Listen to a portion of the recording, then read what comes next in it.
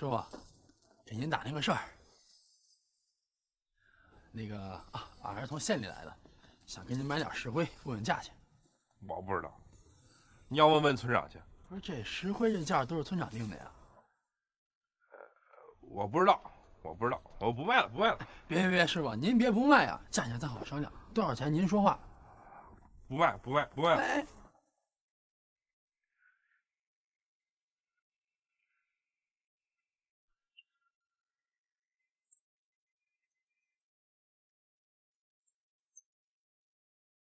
喂，元旭，蓝天哥帮我们拿的资料我拿到手了。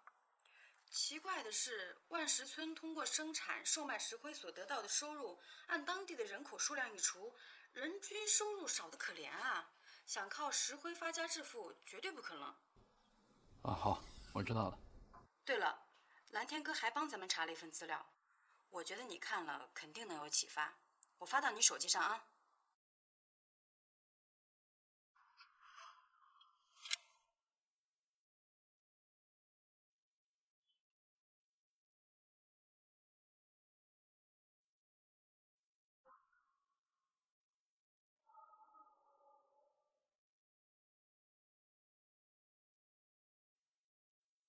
你怎么还没走啊？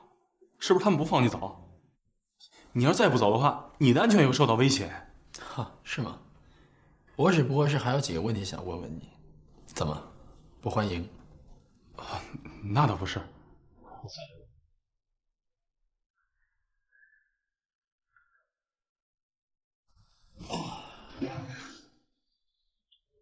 你是什么时候来万石村的呀？今年年初啊。怎么了？没什么。您了解不了解这万石村每年烧制的石灰都销往哪里？价格是多少？这个我不知道。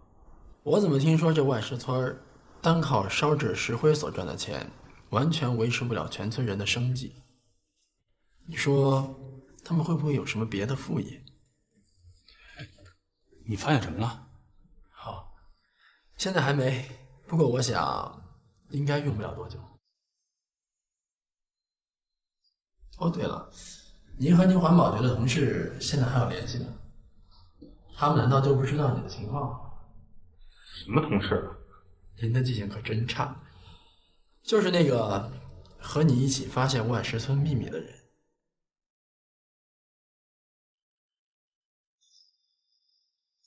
何文。我不知道你说的谁。何文。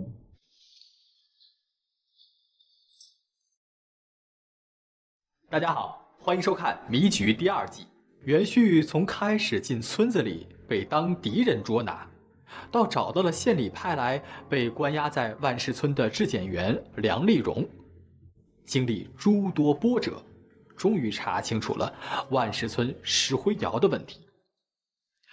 但是村民的怪病是怎么回事呢？元旭很清楚，石灰窑产生的污染只会造成村民咳嗽、呼吸道感染的问题，绝不会引发什么离奇的症状。那么，又是什么造成了这一切呢？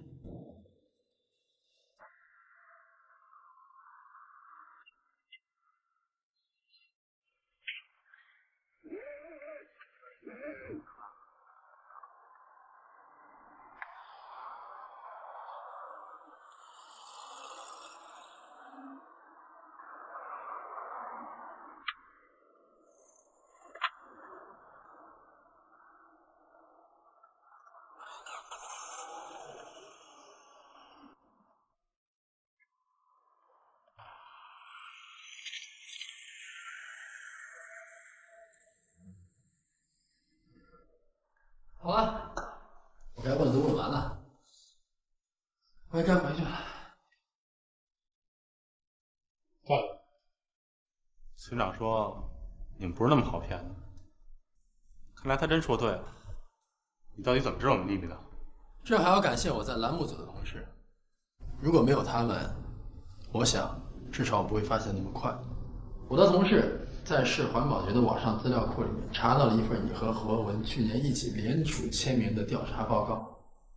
报告中称，你们在万石村的空气中检测出来一种含有硫化汞的物质，可是之后何文不知道是何原因就消失了，并且退出了调查。今年5月份，你以个人名义发布了一份新的检测报告，上面称之前的报告存在误差，并且要求撤回了原来的报告。我刚才问你是什么时候来的万石村，你说是今年年初。看来你的话里面有很多漏洞。我在万石村发现了一种石头，虽然我还不知道这种石头是什么，但是我敢肯定，整个村里面所谓的秘密一定和这个石头有关。所以我就叫我的同事拿去检查，相信答案很快就会揭晓。我看不必了。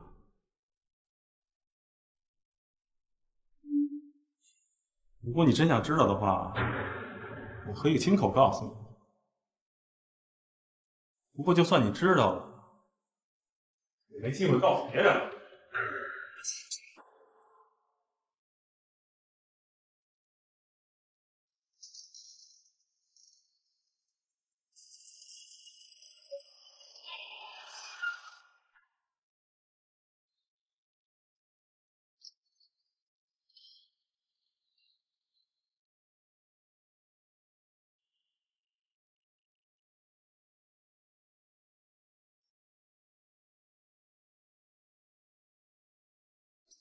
哎，陈总，袁旭的电话到现在还是打不通。行，我知道了，我先跟当地警方取得联系。好，袁旭，你可撑住啊！你说的没错，我的确不是年初来的。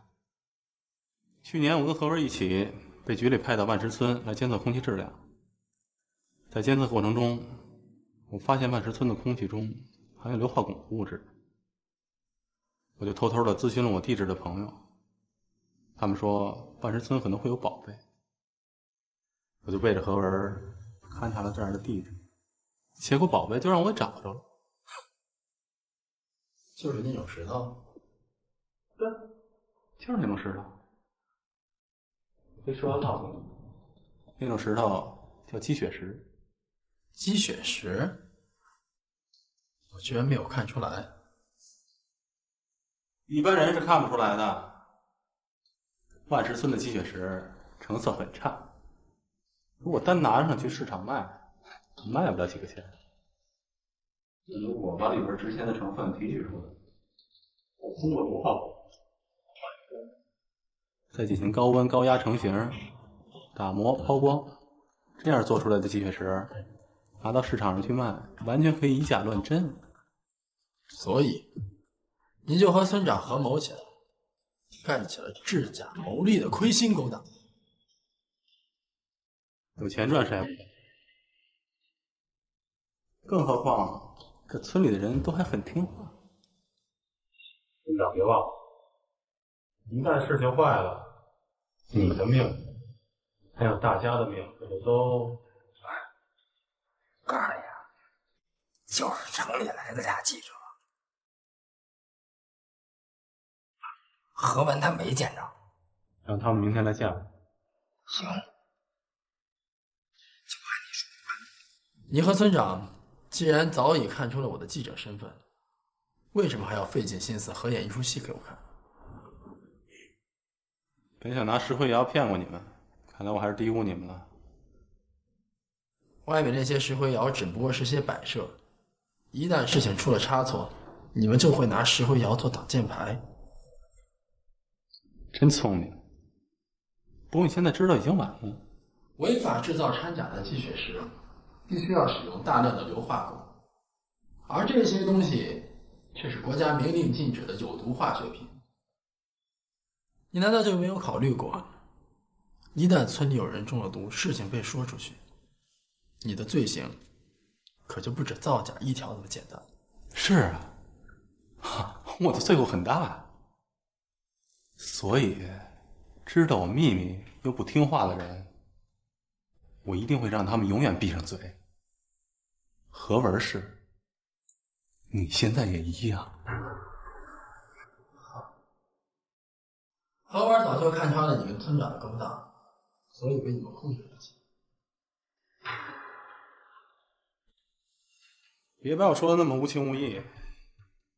我劝过何文，让他跟我一起干，大家一起赚钱，一起发财，多好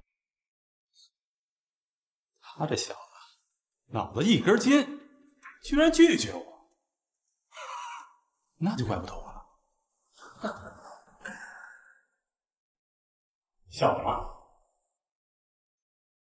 我笑你啊，是聪明一世，糊涂一时。何文早就知道逃不出你的魔爪，于是就故意装疯卖傻。村里的人私底下就传何文是得了什么怪病，消息不胫而飞，甚至到最后还传到了我们记者的耳朵里。而且村子里面不愿和你们同流合污的远不止何文一人，也就是那个人在暗地里帮我调查你们的勾当。你知道了又能怎么样？有什么话留着跟阎王说吧。住手！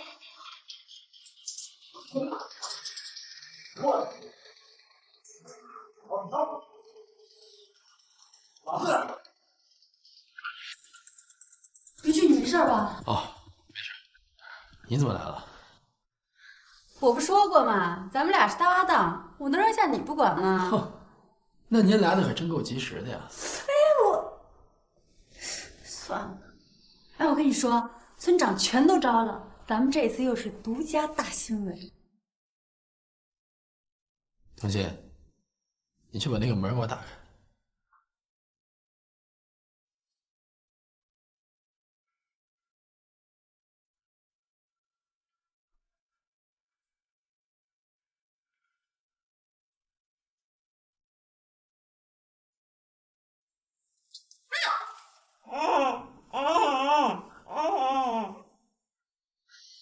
这谁呀？这个就是石头真正的主人。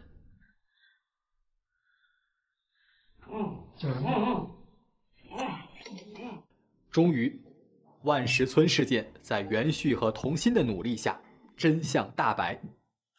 罪魁祸首其实就是制作假的鸡血石，而制作中所使用的剧毒化学物品，造成了村民的怪病。最终，这些为了经济利益、违法乱纪、欺骗村民的罪犯，受到了应有的惩罚。好了，万石村事件结束了，我们就赶紧进入下一个奇特的事件。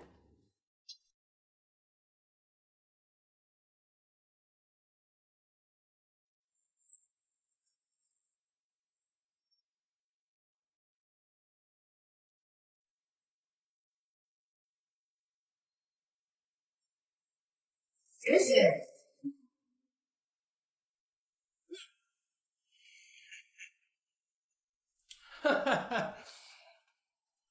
你知不知道，那个我说兄弟啊，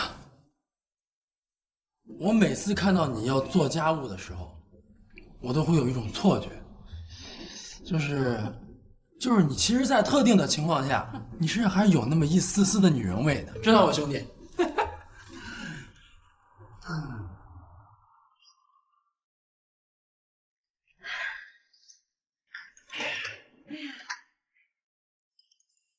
兄弟是吧？错觉。不是。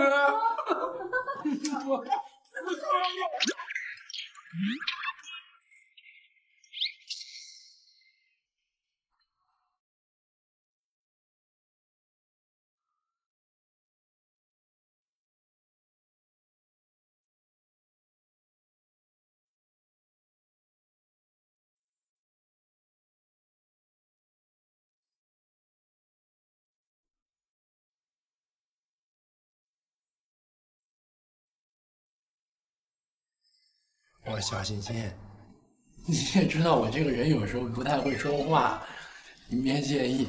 我的意思是，其实你身上是有一种不一样的女人味儿。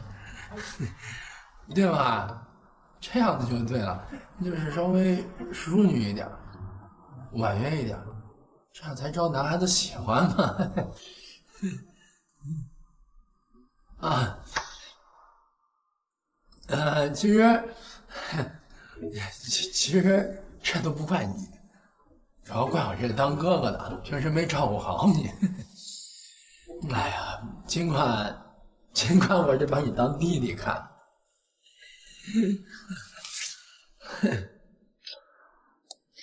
元旭，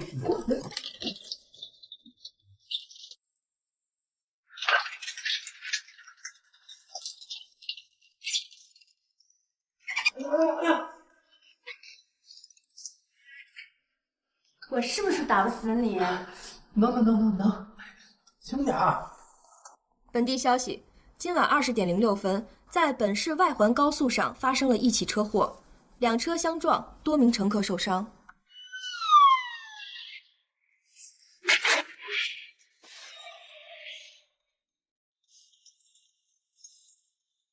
到底怎么回事？高速上两辆车在拐弯的时候发生碰撞，但是并不严重，都已经送到各科室接受治疗了。不过其中有一个伤者有点麻烦。怎么麻烦？不，伤者叫王振清，男性57岁。当时车祸发生的时候，他坐在驾驶室的后边。虽然头部受到撞击，不过送来时候他意识很清醒。他跟我说他没有什么特殊病史，但是刚才我做了一个检查，你看，我怀疑是硬膜外血肿。现在我需要做个头颅 CT。好，硬膜血肿。你马上给我准备一间手术室，等这个患者做完 CT， 马上准备手术。手术室没有问题，不过什么？不过到现在也没有联系到病人的家属。一会儿手术了，没有人交钱，也没有人签字，要不咱们再等一等？反正现在病人还有意识。像这种车祸，伤者有伤及脑部，现在虽然醒着，一会儿就不一定怎么着了。钱的事你不用操心了，继续联系病人的家属，联系上了，让他们马上到医院来。那手术，顾大夫，刚才石榴肠伤者王振兴现在已经昏迷了，生命特征正在减弱。来不及了，救人要紧。签字的事，患者家属来了，马上补签。好的，张浩，马上过去手术室。好的，没问题。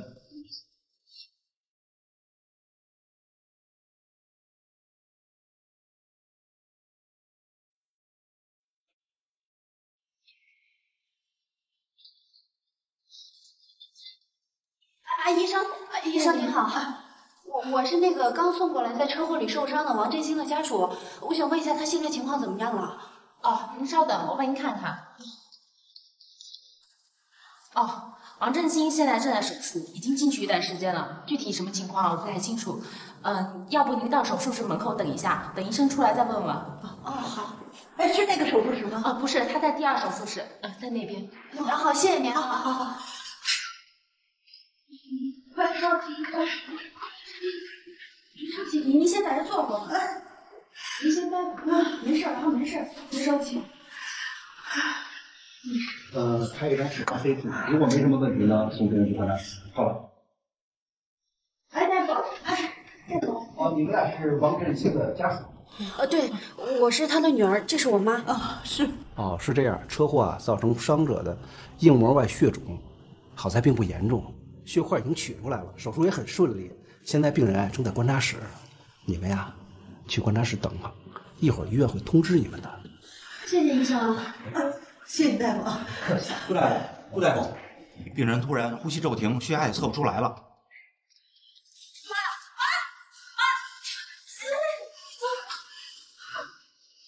妈，没事吧？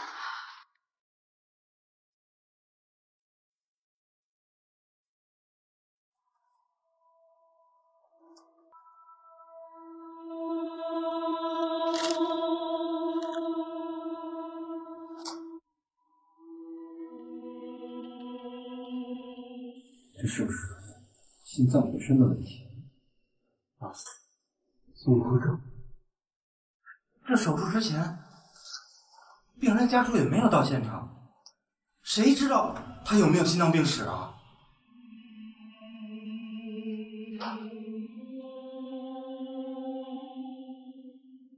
这家属还没签字呢。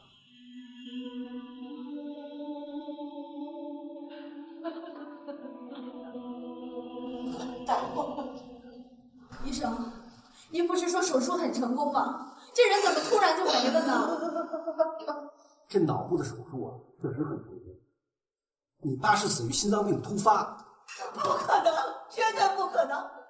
我们家老王啊，平时好好的呢，心脏根本就没有问题，就是你们医院推卸责任呐。是这样的，这个可能是一种隐性的心脏病，平时不易发现。但是这个今天手术，这正好诱发了它。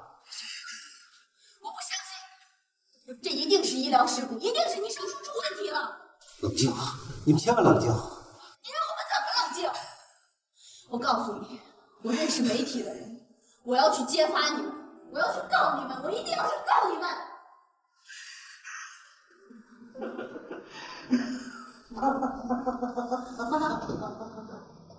妈，永康医院手术致死，推车。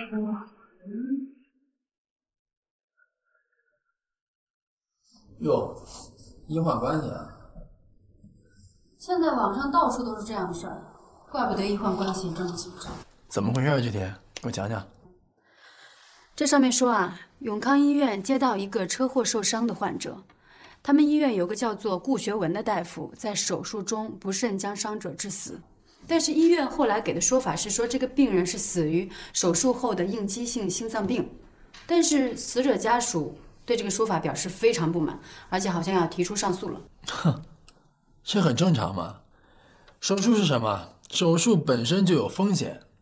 你有见过100%成功率的手术吗？这倒还真没听说过。对呀，咱们平常所熟知的手术成功率也就是80%、90%或者95%。那么还有那20%、10%和5%的失败率，谁来承担呢？肯定是由医生和医院承担啊！你这就是歪理邪说。哎，我说，医院是不是给你钱了？你给医院打广告啊？你要这么喜欢医院，别当记者了，当医生去吧。哟，我这是在教您怎么当一个媒体人。咱们需要用一种专业的态度，客观公正的去评价医患关系。少年，你做事不能太主观啊！哎，我说你是哟，你们这气氛挺活泼呀。没有，陈总，没有，陈总。我这儿有个选题是关于医患关系的，里面有个徐大夫，是他们医院办公室的，也是我的老关系，你们不妨找他去问一下情况。好，没问题。这里边有他电话，尽量做好。哎，得，怕什么来什么。看什么看？小助理，永康医院，走吧。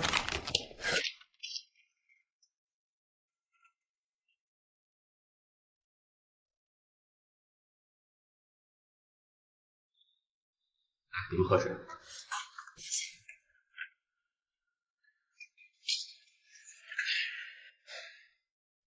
虽然按大多数人的想法，我们作为医生，在医患关系中处于积极的一方，可是现实情况是复杂的。复杂的？对啊，你看，医院治不了病，病人说我们无能；医院收费贵，病人说我们医院黑。现在出了顾大夫这样的事儿，大众的抨击和媒体对他的宣扬，我们很多时候不得不选择牺牲医生还有医院的利益，来平息病人家属或者其他一些人的愤怒。哦，那么徐大夫，您作为医生，发生这样的事情，您怎么看？那还能怎么看？现在出了这样的事情，也没有什么其他办法。那当时的情况到底是怎么样的呢？按当时的情况来看，病人应该是手术后应激性心脏病引发的猝死。对此，我个人也表示非常遗憾。应激性心脏病？可是我记得我当时看新闻的时候，患者好像身体很健康，不存在心脏病史吧？是这样的，此类的心脏病具有较强的隐蔽性，平常的时候基本看不出来，可是如果遇到比较强的刺激，就会发作。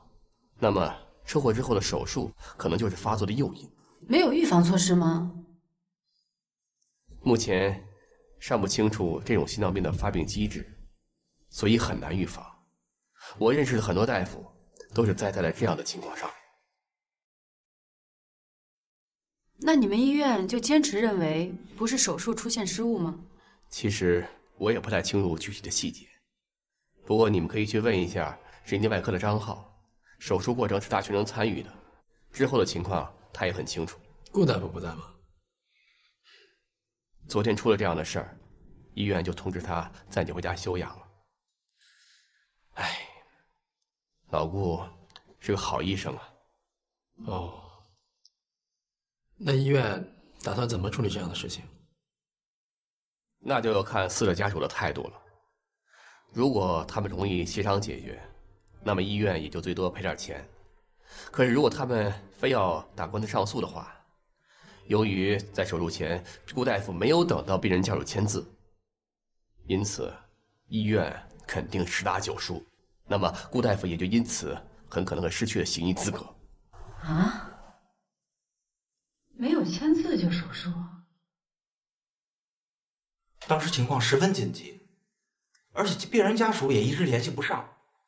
我也想劝劝顾医生先等一等，没有人签字，也没有人交手术费。可是顾医生坚持要先救人，患者已经因为车祸造成的硬膜外损伤，陷入深度昏迷，神志不清了。那整个手术的过程呢？手术过程很顺利，病人已经出现了清醒的迹象。可是谁知道会出现这种事儿？哦，你也别太难过，事情总会有解决的办法的。我倒没什么。如果可能，我恳请你们媒体能不能帮一帮顾医生？这个您放心，作为媒体，我们肯定会把事情的真实情况客观公正的报道给大众。不过，如果顾医生真的是位好医生的话，我个人也很愿意从中间帮他们调解一下。那您方便把顾医生和病人家属的联系方式或家庭住址告诉我们吗？我们想去了解一下情况。好，我写给你。喂，元旭，我怎么越想越不明白呢？你说咱们现在应该是同情这个顾大夫呢，还是同情死者家属呢？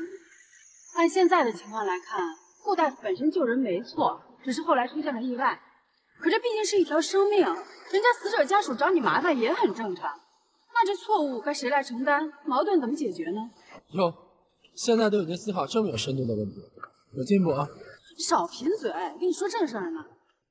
其实啊，这就是一个非常典型的医患案例，事件本身就是一个死结，所以双方都没有错，就没有固定的解决方案。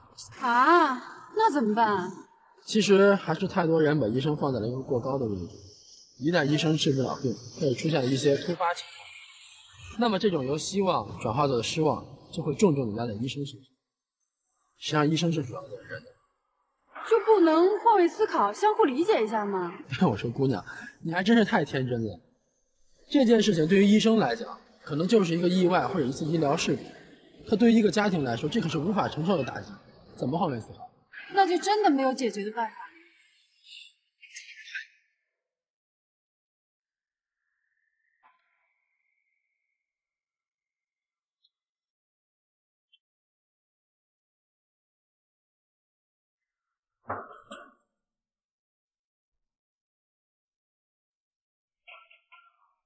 我来了。你好。你好。你们找谁啊？你好，我是第3频道的记者袁旭，这是我的搭档童心。请问您是王楠女士吗？哦，对，我是。你们有什么事儿吗？我们在网上看到有报道称，您的父亲在永康医院因为医疗事故过世。对，就是那帮庸医。我爸好好的，就被他们给治死。那您方便给我们讲一下当时的情况吧。啊，可以。那咱们进屋聊吧。来，请进。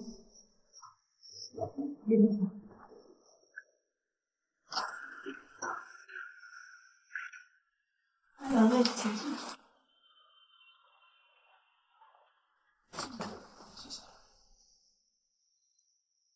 袁记者，你们有什么问题尽管问我，我好好配合。也请你们帮帮我们家，我爸他。王女士，您节哀。那就请您讲述一下当时的情况吧。我昨天接到通知的时候，已经晚上9点半了。之前因为公司开会，所以手机一直都关机。开机之后，就接到了医院的通知，说我爸出车祸了，正在做手术。我当时就懵了，赶紧回家接上我妈，就开车去了医院。那你们到医院的时候，手术结束了吗？没有，我们在手术外等了一会儿，那个姓陆的佣医才从手术室里出来。我跟我妈就赶紧上前去问我爸的情况。他那时候还跟我们说手术很顺利，说我爸已经脱离危险了。可谁知道，转眼间就……那您父亲去世了，因为何时出来的？我不知道，但他们医院都说我爸是死于心脏病。可我爸的身体平时好好的呀，什么病都没有，怎么可能是死于心脏病发呢？我觉得他们一定是在找借口推脱。两位记者，我求求你们一定帮帮我们家，我爸他死得太冤了。王女士，你冷静一下，你放心，只要真是医院那方面的原因，我们绝对会帮您的。谢谢，谢谢你。王女士，我们也刚从医院那边回来，咨询了当时在医院，大致了解的情况是这样：当您父亲被送到医院的时候，身旁并没有任何家人。您父亲的手术已经到他生命垂危阶段，并且手术前也没有家属的签字。他们也是这样对我们说的，可当时全都是医院的人，他们当然想怎么说就怎么说了。后来我也问了有关车祸的事儿，车祸的时候受伤的一共有4个人，除了我爸之外，其他3个人受伤都不重。那凭什么就说我爸是生命垂危呢？这个都是有记录和视频监控的。按照医院的规定，不签字就不能进行手术。如果这样的话，当你们到医院的时间点，可能您的父亲也就很危险了。照你这么说，我爸就应该白白去送死吗？啊，不，王女士，我不是这个意思，您不要误会。我的意思是，既然事情都已经发生了，咱们总得找一个解决的办法。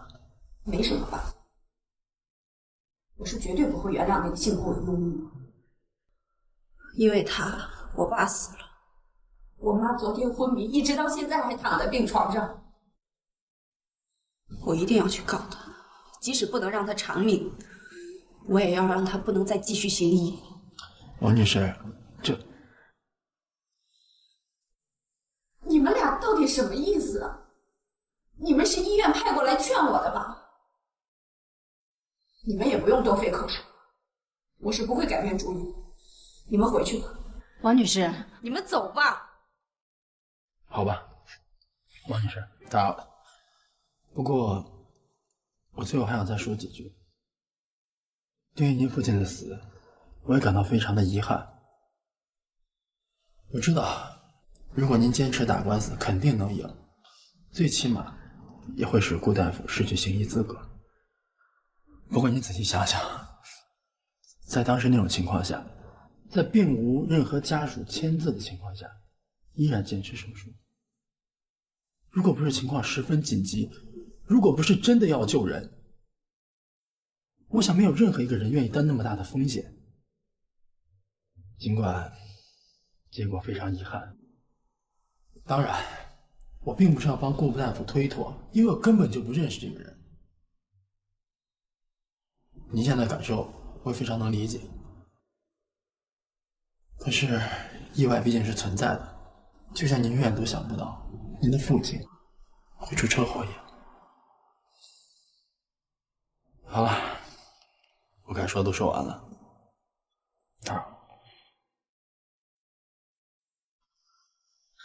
王女士，其实您的心情我们都特别理解，但是刚才我们原记者的话，也希望您考虑一下。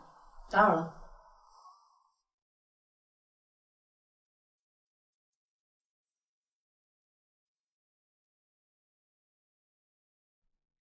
来2位，请进。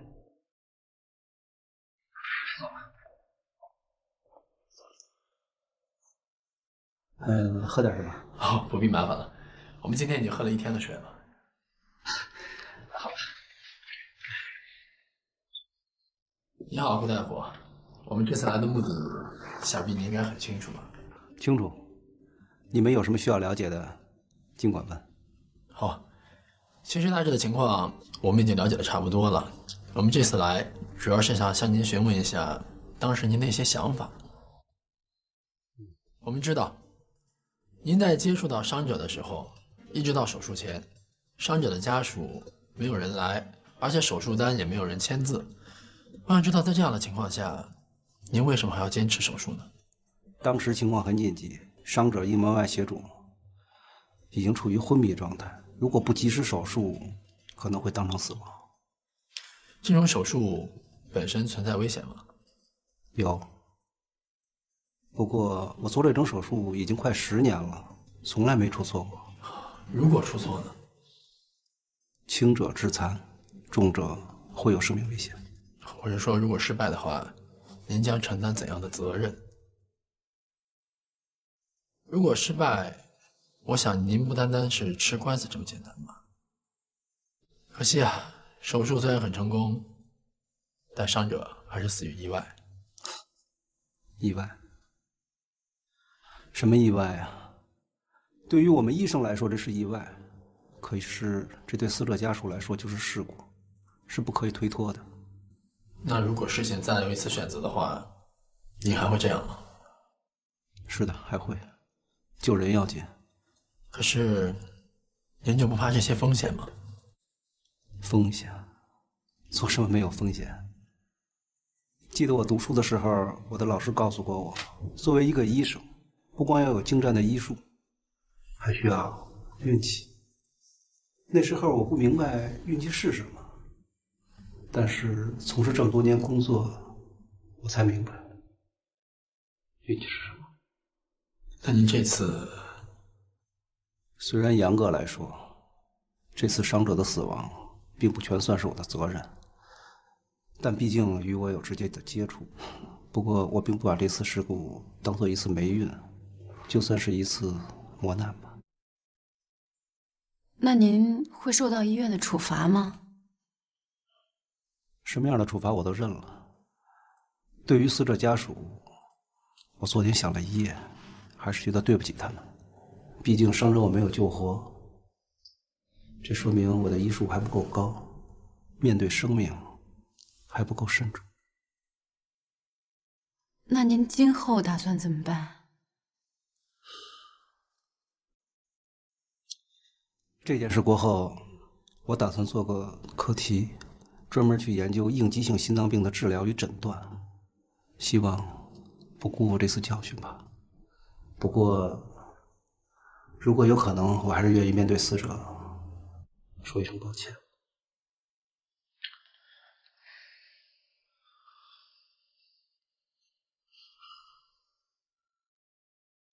你觉得这个顾大夫是个什么样的人？算是个好人吧。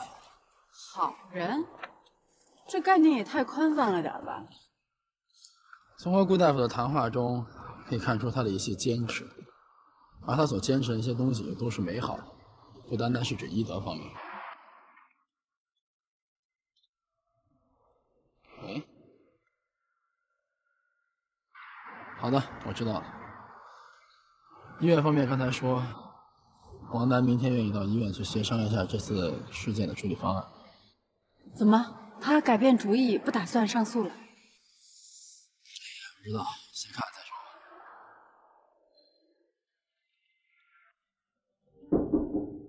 请进。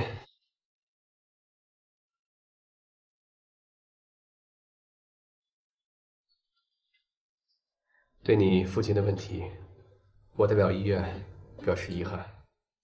所以，经过院方的讨论，最终我们做了几份补偿方案。要不，王律师，您先看看吧。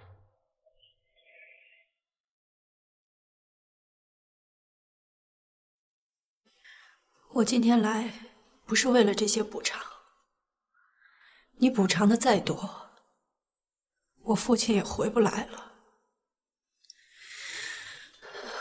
我今天就是想当面问顾学文几个问题。顾学文人呢？他怎么没来？顾大夫。哦，顾大夫可能马上就到了。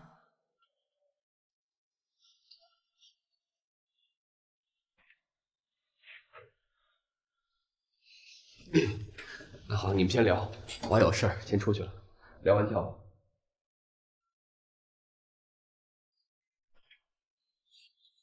你们先别走，我想让你们留下来做个见证。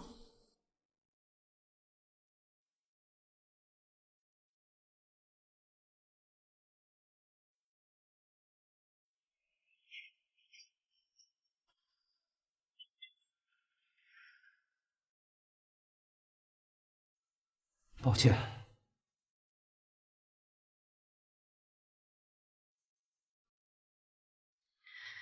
顾雪文，我不是来听你说抱歉的。我今天来，也不想再去追究我父亲的死到底是谁的原因、谁的责任。我不会原谅你，我们全家人都不会原谅你。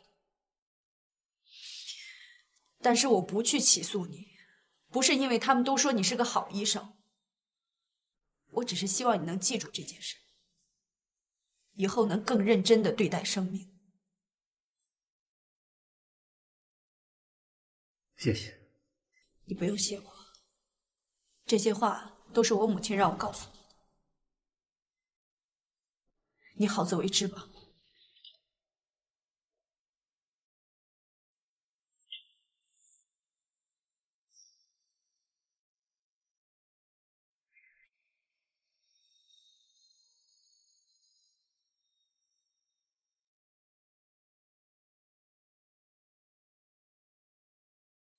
一起医疗事故，一出医患纠纷，最终医生和患者家属终于是相互达成了理解。是呀，面对每一个患者，所有的医生都想把他救活，但是有的时候却不尽如人意。但是面对这种情况，最重要的就是理解和谅解。医患关系需要互相谅解，人与人之间都是需要互相谅解的。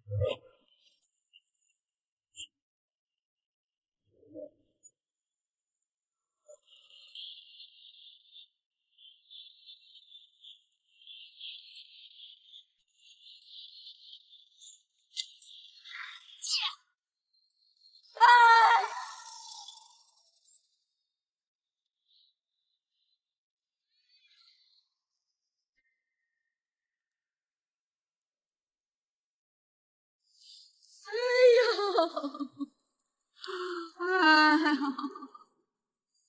啊，我的腿疼死我了！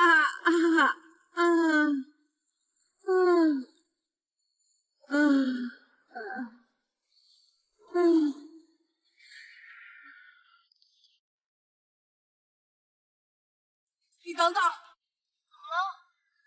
刚才这个球是你踢的吧？啊？你怎么踢着人了还想走啊？你们家大人是怎么教育你的？不是。过来，过来！哎，你抓我干什么？快放开我！把你们家大人给我找来，要不然我就不放你走。不是我。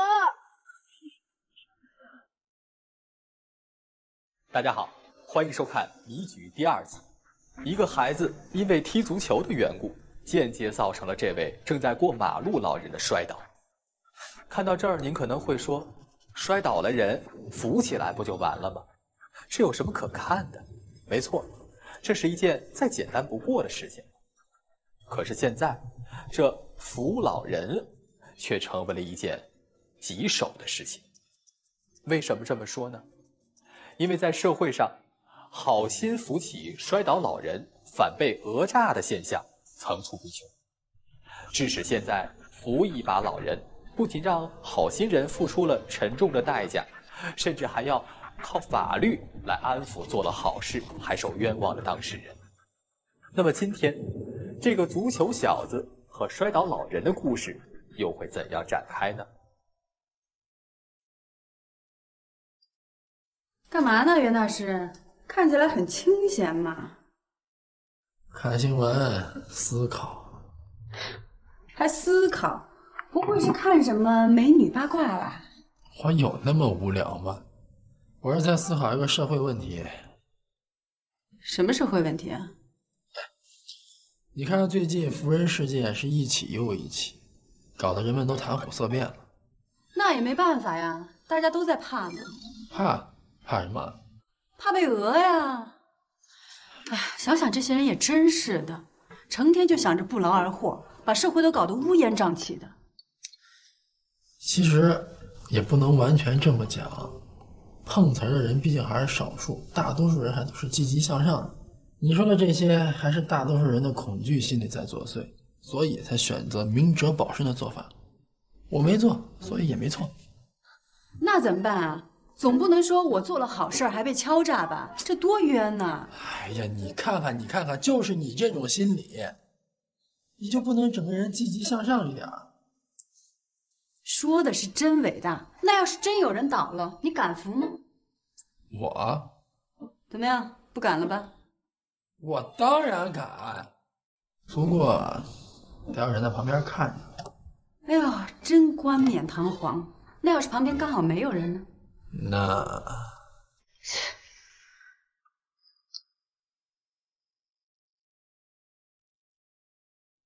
那难道就真的没有解决的办法了吗？这个就是我要想的社会问题。那你想出什么结果了吗？我想，这就需要咱媒体出一部分力量了。咱媒体应该努力报道社会的正能量，对于此类事件，尽量少报道负面新闻。说得对，咱们作为媒体工作者，面对这样的问题，首先就是不能站队，不能先入为主，以偏概全，要客观公正，这样才能够全面、深入、客观地把握事实。对，并且我觉得执法者应该建立一个相关的监督和解决机构，对于此类事件，至少最起码要保证做好事的人不被伤害。说起来容易，这真要做起来，可就不一定了。这是肯定的，所以啊，还要我们一步一步努力。唉，好吧，看来这是任重道远，前路漫漫啊。那小弟就仅以水酒一杯，祝仁兄一路平安。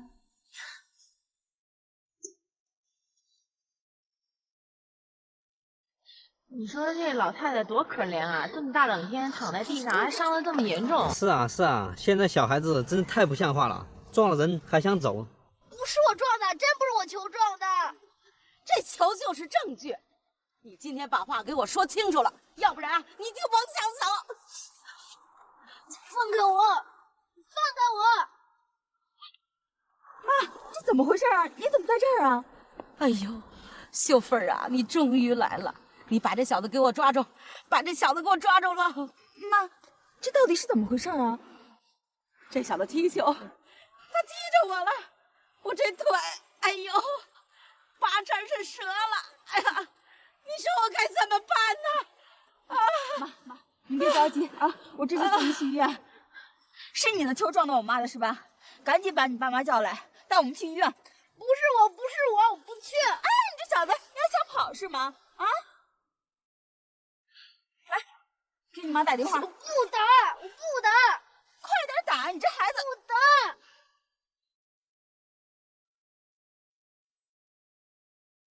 这还是袁大师说的好啊！你今天又给我上了一课。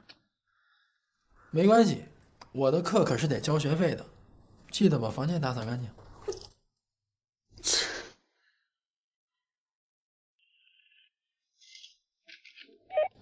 喂，你好，我是第三视角的袁旭，请问有什么可以帮到你？啊，好的，我知道了，马上过去。哎呀，说什么来什么。撞人？是啊，说什么来什么，撞人事件，走吧。哎，等等我。你不打电话是吧？那你必须跟我们走，没得商量。我不去，我要回家。你甭想走，我告诉你，这孩子。哎，其实我刚才好像看见老太太是自己摔倒的，你确定？我没看太清楚。哎，怎么回事？怎么回事？这是，把手松开。这怎么回事啊？那个警察同志，是这样，这孩子一下踢球撞到我妈了，你看把我妈撞的都起不来了。小朋友，你叫什么名字呀？刚才是你撞的老太太吗？我叫王珂，我刚才没有踢到她。怎么不是你啊？你这孩子，你还不承认是吗？要不是你，能把我妈撞成这样吗？你先别激动，还没问到你呢。小朋友，你家里父母来了吗？没有，就我一个人。好，没事啊，我们来帮你解决，别哭了啊。起来吧，啊。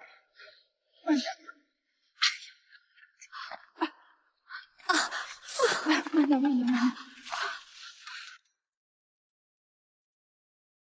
看，应该就是那里了。那咱们赶紧过去吧。走。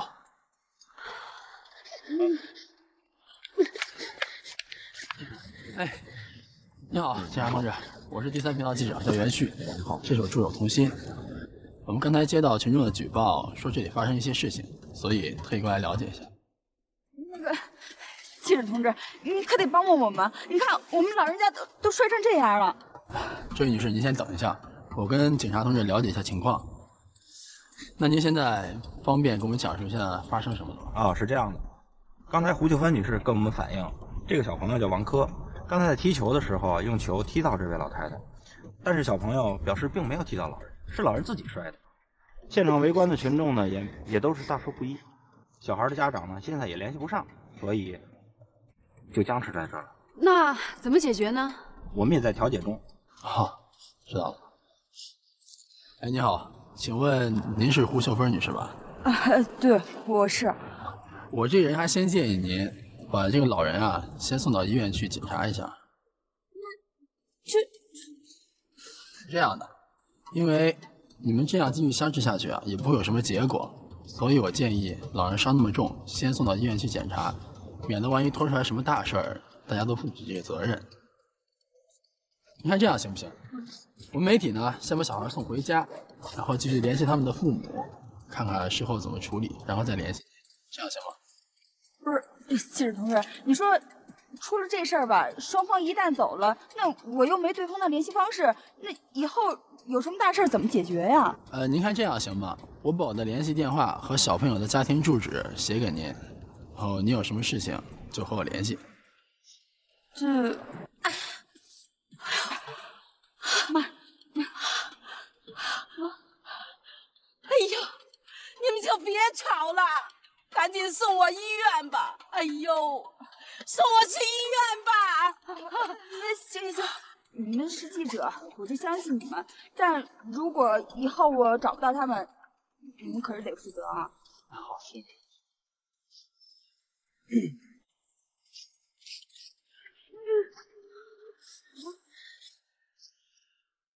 小朋友，来，给叔叔写一下你家在哪，写你家庭住址啊。知道。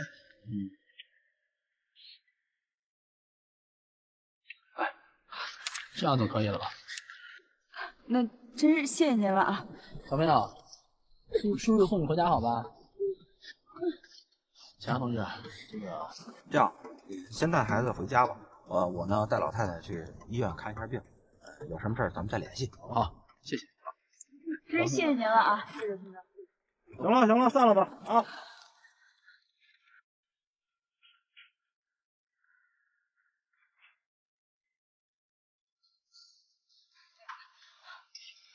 您不用担心啊，医生都说了，您这病呀没什么大碍，多养着就行了。妈，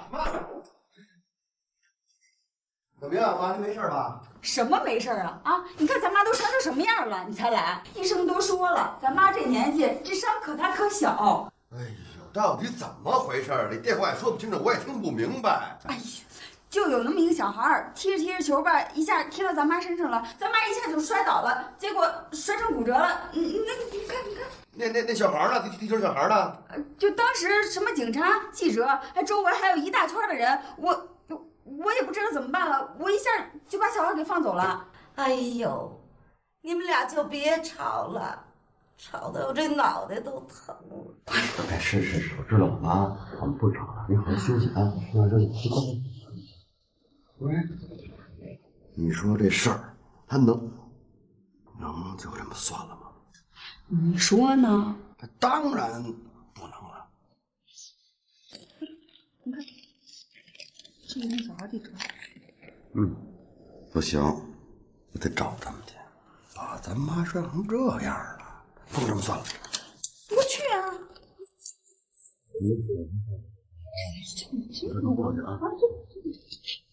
哎呦，志勇，别去了，别再闯出点什么祸来。没事，妈啊，您就别操心了，好好养您的病吧。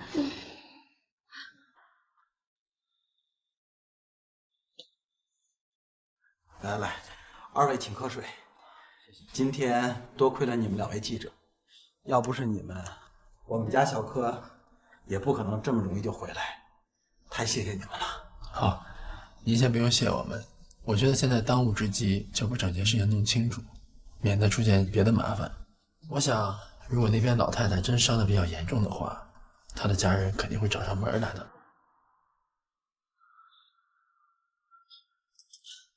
小柯，你先去屋里看会儿书去，爸爸有话要跟叔叔阿姨们说啊。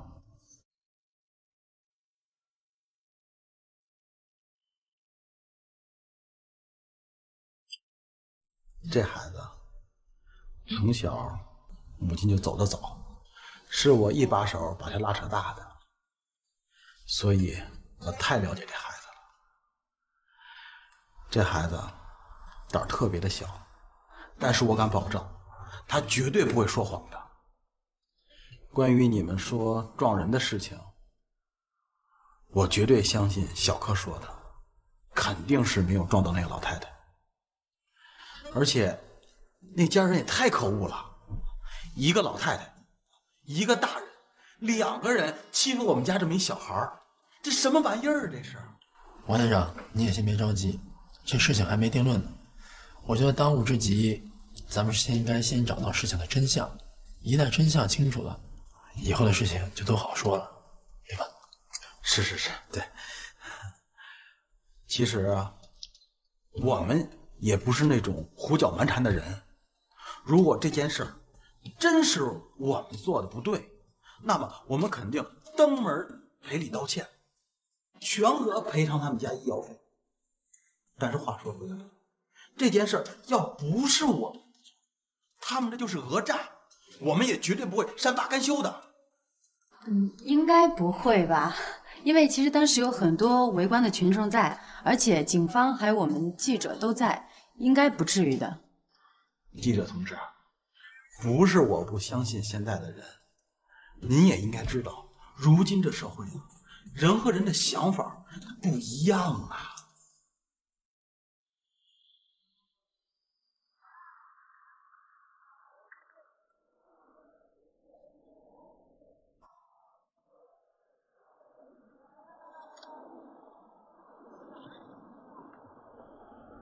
这么跟你们说吧，这件事儿，就算他们不来找我们，我也会上门去找他们的。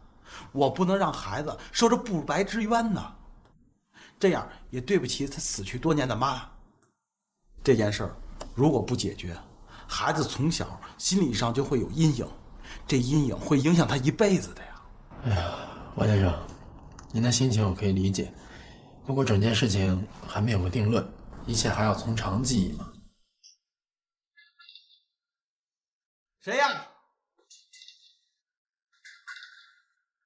谁呀？不好意思啊，这来人了，我去看看。谁这么没教养啊？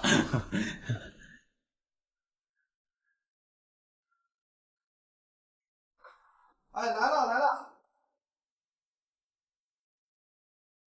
来了。您好，您找谁呀？我找你啊，你就姓王吧？你怎么回事？你有病吧？我有病？你好好看看，你儿子踢球把我妈撞成什么样？我看什么呀？你怎么知道是我儿子撞的你妈呀？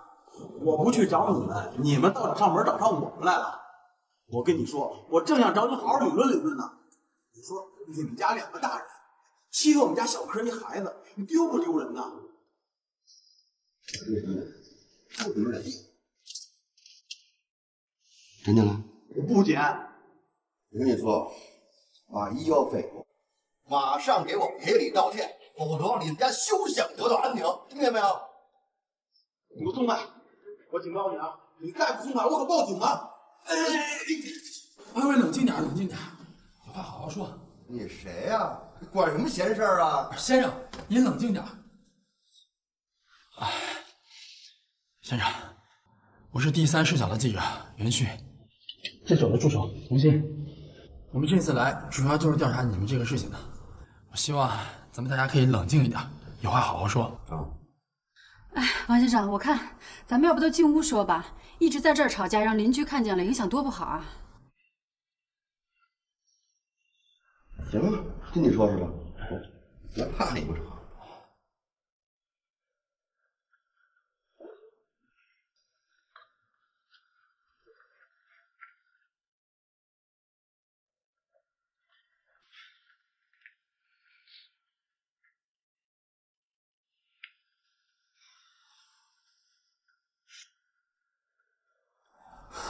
我说咱们大家都冷静一点，你们老这样大打出手，最后也没有什么结果，对不对？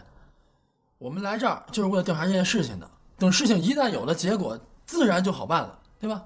调查？有什么好调查的呀？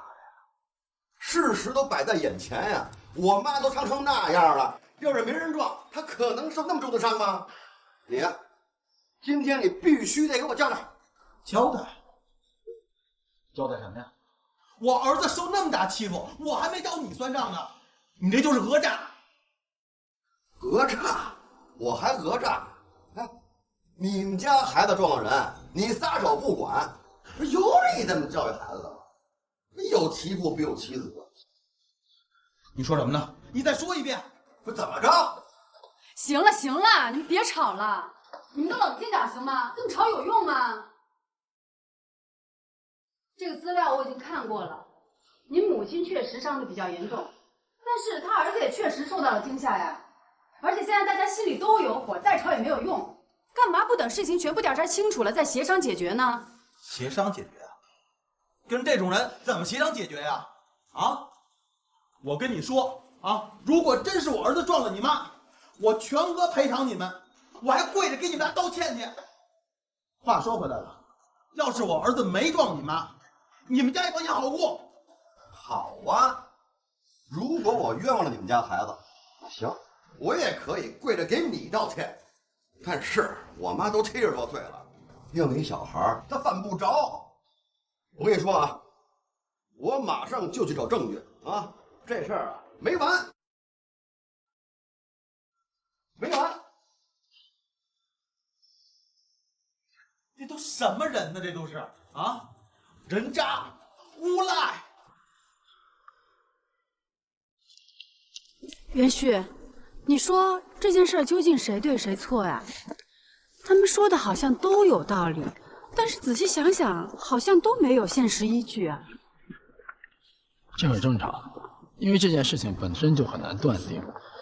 如果没有绝对的证据去还原事实真相，那么就会出现现在的情况。双方说的都在理，可是都是从自己的角度出发去得出的结论。那这样的话，咱们怎么调解？到现场去看看再说吧。现场有什么好看的？去围观的人都走光了。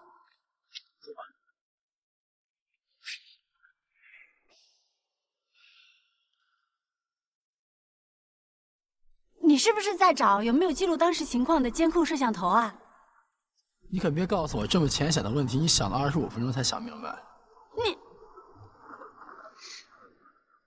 哦，当然，有时候再聪明的人也会发生一叶障目的情况。好了，别生气了。我告诉你，在所有的证据里面，只有视频证据才是最能还原事情真相的，这是任何口述调查都无法达到的，懂吗？那你找了这么久，找着了吗？暂时还没有。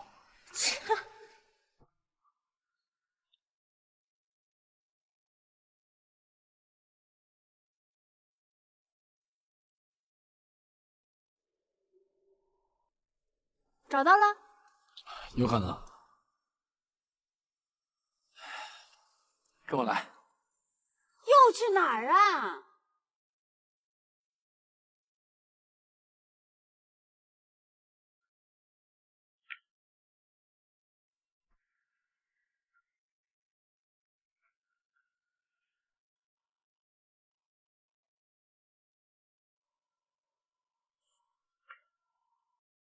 爸爸，你说那个叔叔还会来我们家吗？没准儿，就算他们来了，咱们也不害怕。身正不怕影子斜嘛。爸爸是不会让他们伤害你的。小可呀，对不起，发生那么多事情，爸爸都不在你的身边。没关系，是我害你担心了。乖儿子，你这么说，爸爸心里真的很高兴。说明你长大了。我心里明白，妈妈不在你的身边，你心里一直很孤单。但是无论什么时候发生任何事情，爸爸都是你坚强的后盾，不要怕，明白吗？有爸爸在，我什么都不怕。爸爸，咱们能不能不和那个奶奶吵架了呀？为什么？他们不是欺负你来的吗？可我也有错呀。你也有错。我不该在这大街上踢球，然后吓到老奶奶了。小柯，老师刚教过我们，要遵守交通规则，尊老爱幼。爸爸，咱们跟老奶奶道歉去吧。我不想让你为我担心，我也是个男子汉呀。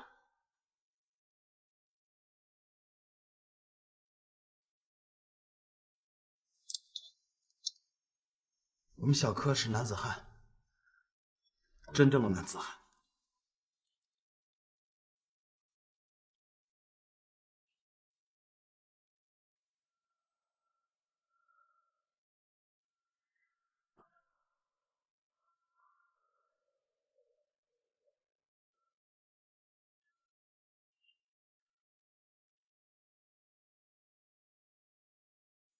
哦，这果然能看见老人摔倒的地方。好，走，拿录像去。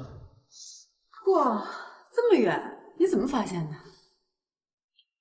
直觉。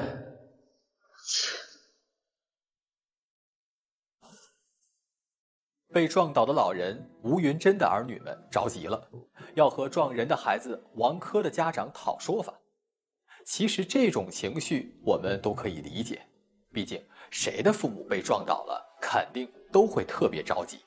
可是这个肇事者小王珂却一直坚持说自己并没有撞到老人吴云珍，是他自己摔倒的。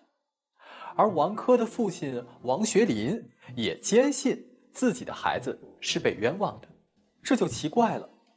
吴云珍到底是怎么摔倒的呢？如果不是王珂撞倒的，那么又是谁撞倒的他呢？只有找到事发时的视频，才能揭开事实的真相。监控视频给我。哦，U盘里。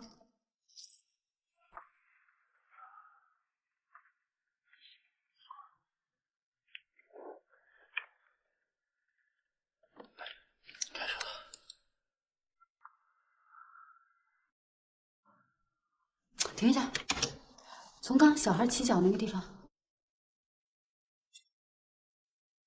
哎，你看，这个球是真的没有踢到老人，他是自己摔倒的。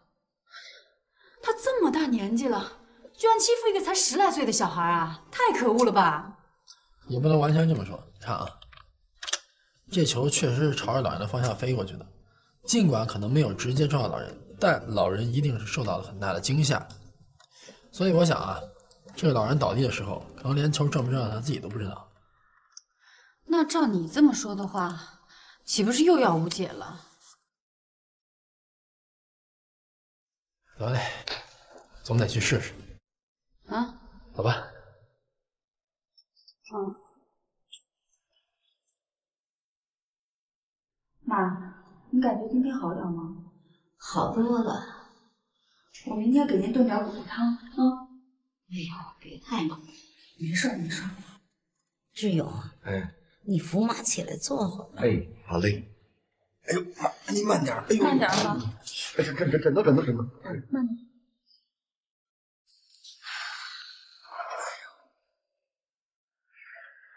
志勇啊，你跟那孩子他们家沟通的怎么样了？有没有说要给咱们补偿？给咱们什么交代了吗？哦，我呀找他们理论过了，可是没有结果。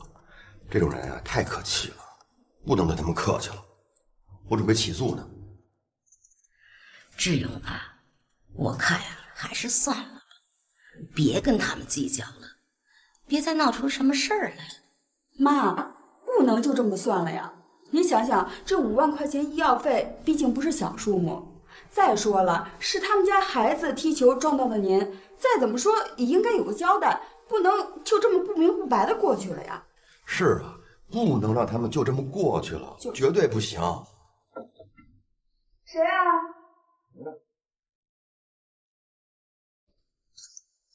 哦，你好。你好，我是记者袁旭，相信咱们大家都有过照面的。哟，袁大记者，您来这儿干嘛来了？我们不是明星，不接受采访。您呀，还是该干嘛干嘛去吧。志勇，怎么说话了？怎么能这么就叫人家走呢？哎，袁记者，有什么话进来说啊。谢谢。哎，阿姨，我们这次来主要是想看看您，这是我的点心意，希望您早日康复。丽芬，快接过来。哦，谢谢啊。袁记者，你们俩呀能看我就很高兴了，还带什么东西呀？其实我们这次来还有一样更重要的东西想给你们看一下。什么东西啊？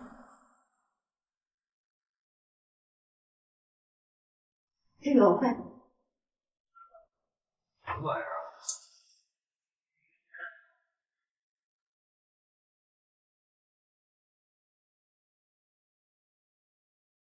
哎呦，我真是老糊涂了。我这么一大把年纪了，这不是错怪了人家孩子吗？真是不应该。妈，这话也不能这么说，他们多少也是有错的呀。您看那球不正冲您的方向飞过来的吗？是啊，要不是那个足球把您吓着了，您也不至于摔成这样。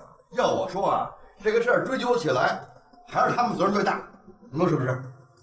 志勇、丽芬，我知道你们是为了妈好，怕我受伤了，还担上一个不好的名声。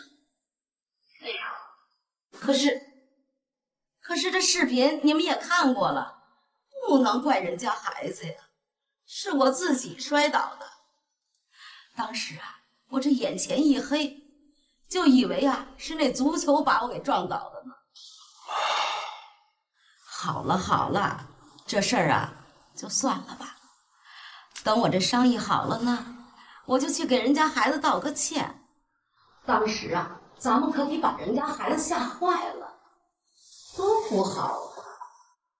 哎呀，这事儿啊，还麻烦2位记者了，你们俩忙前忙后的。你们看，我们这一家人，让2位见笑了。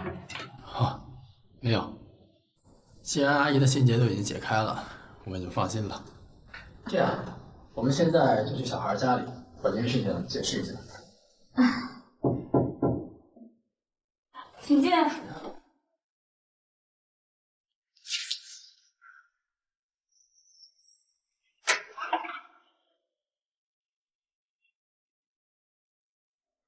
奶奶，对不起，我不应该在大街上踢球，吓着您了，对不起。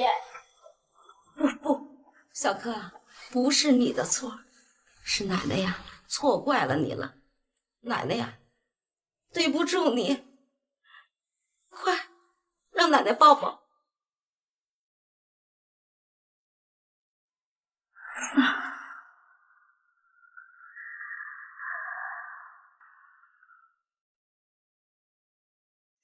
真没想到事情能够这么圆满的解决，这真的是很好的一刻。要是人和人之间都这么相互信任就好了，对吧？其实这个世界啊，本来并没有这么坏，好人还是占大多数的。只不过有时候被误会蒙蔽了双眼，只要解开了这一层纱，大家还是很容易消除这些隔阂的。对呀，要是所有事情都能这么解决的话，这个世界上肯定能少很多纷争。哎呀，没想到你还挺忧国忧民的嘛。那是，我记得小时候老师教过我们，对待犯了错误的人要体谅宽容，因为也许有一天你也会需要别人的体谅和宽容。哟，挺有深度啊。好，那这篇新闻稿就交给你写。凭什么又是我写呀？那你干嘛去？我拯救地球去啊！就你还拯救地球？你是去拯救美女吧？嗨，知我者同心也。我告诉你啊，这一次我肯定不写。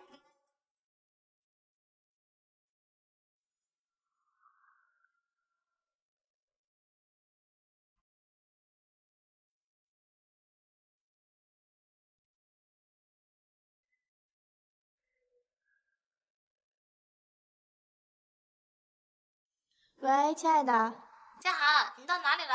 我在楼下呢，马上上去啊。那等你啊，可别忘了我的生日礼物哦。知道了，你的小贪心鬼，等我。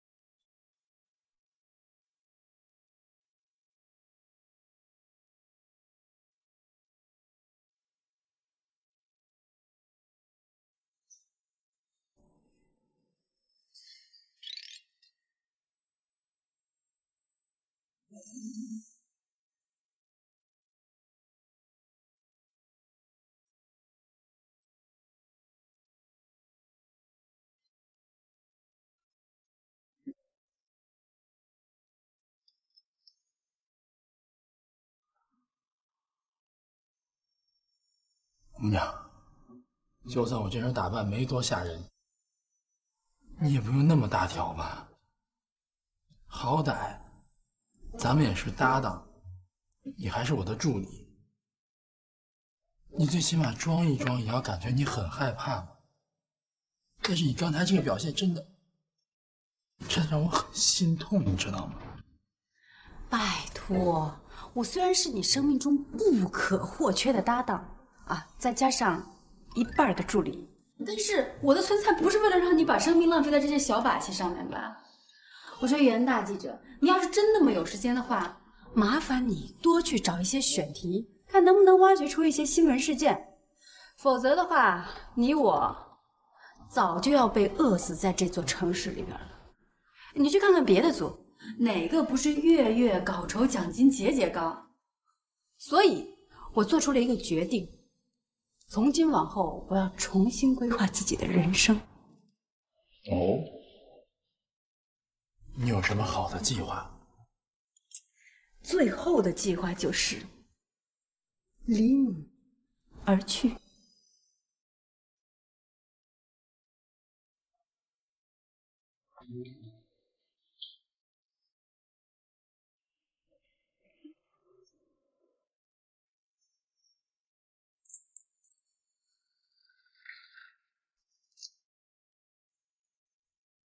主席，这是咱家的所有事务和积蓄。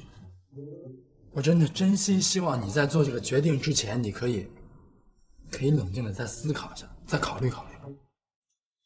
哎呀，你的这个态度我还是满意的。好吧，那么本姑娘就看在你诚意的份上，再考察你几天，暂时不走了。来。不，我想你是理解错了。我的意思是，这是咱们所有的事务和所有的积蓄。你能不能什么呀？一个大老爷们磨磨唧唧。我的意思是，你能不能把所有的积蓄和所有的食物分一半给我，然后你再给我做顿美美的晚餐，然后你再走。哎呀！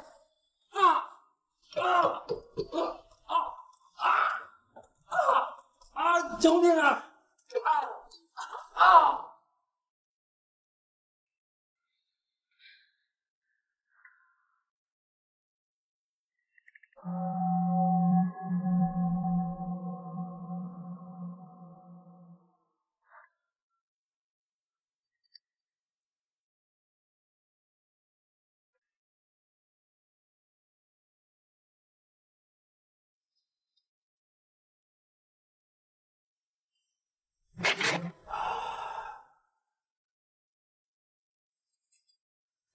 菲菲，我是佳涵，开门啊，菲菲。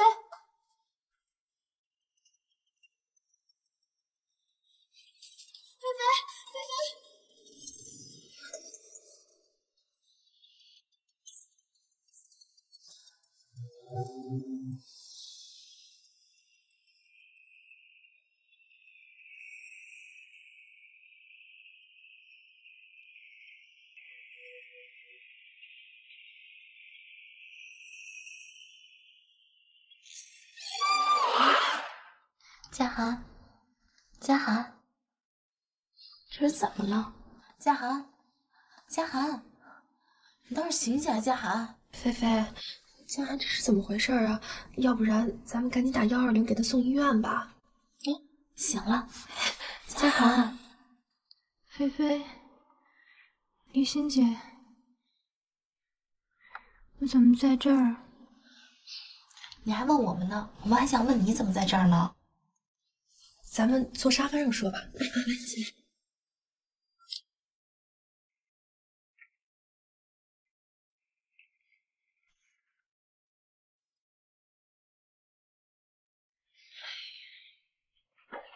来，坐下来。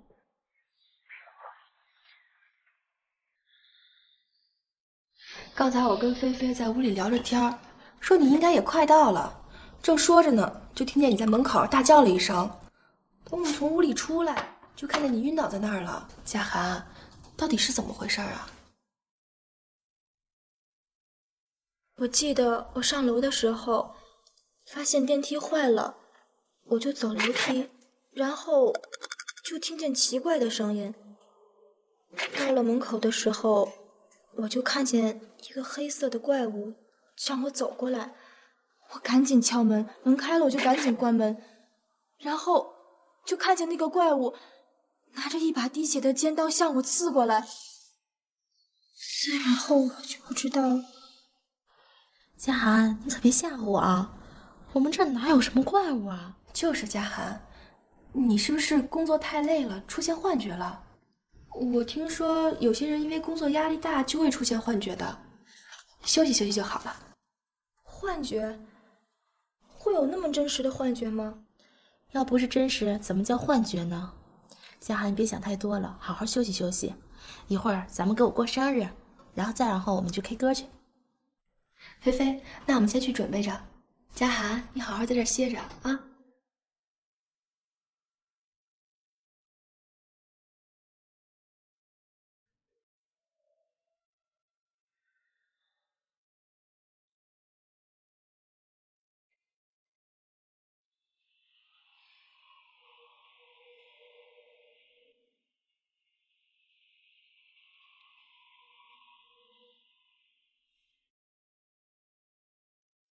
菲菲，林欣姐，我来帮你了。袁旭和童心找来了王珂撞到吴云真实的视频，事情的真相终于大白于天下。这场因为扶起摔倒老人反遭讹诈的风波也终于圆满解决。而这件事儿也让我们意识到，路遇摔倒老人扶不扶，似乎正在考验着人们的道德底线。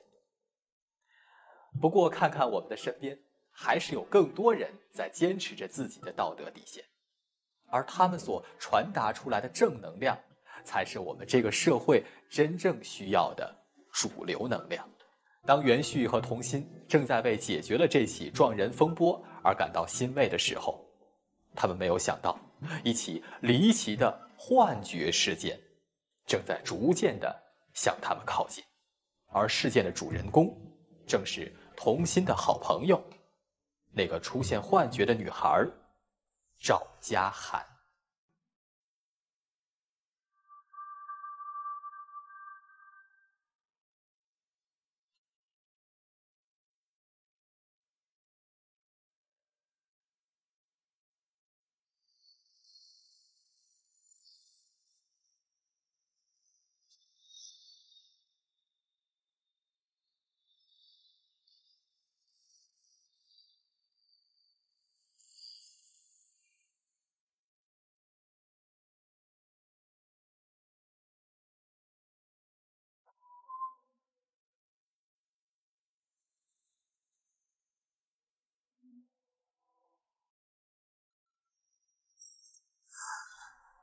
你连小家都下手太狠了！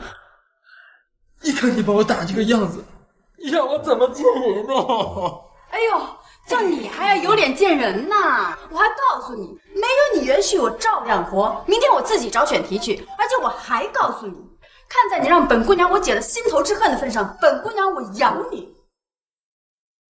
回头给你买一袋高级狗粮。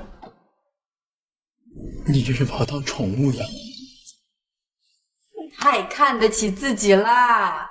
我嘛，顶多就是把你当成流浪狗。行了，不跟你扯了，晚饭自己解决啊！我要出门了。你干嘛去啊？找人蹭饭去。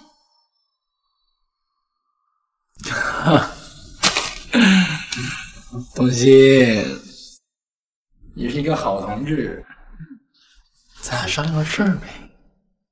说。你带我一个呗。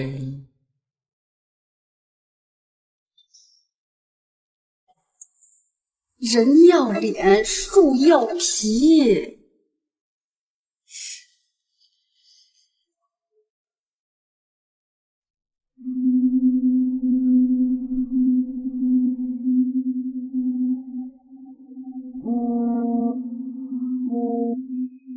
童心，怎么长期给我打电话了？嘉涵，我想带只哈巴狗过来找你蹭饭，怎么样？哈巴狗？对啊，一只人形哈巴狗。没事儿，我在菲菲家呢。我上次带你来过，你记得吗？今天啊，菲菲生日，你们过来人多还热闹呢。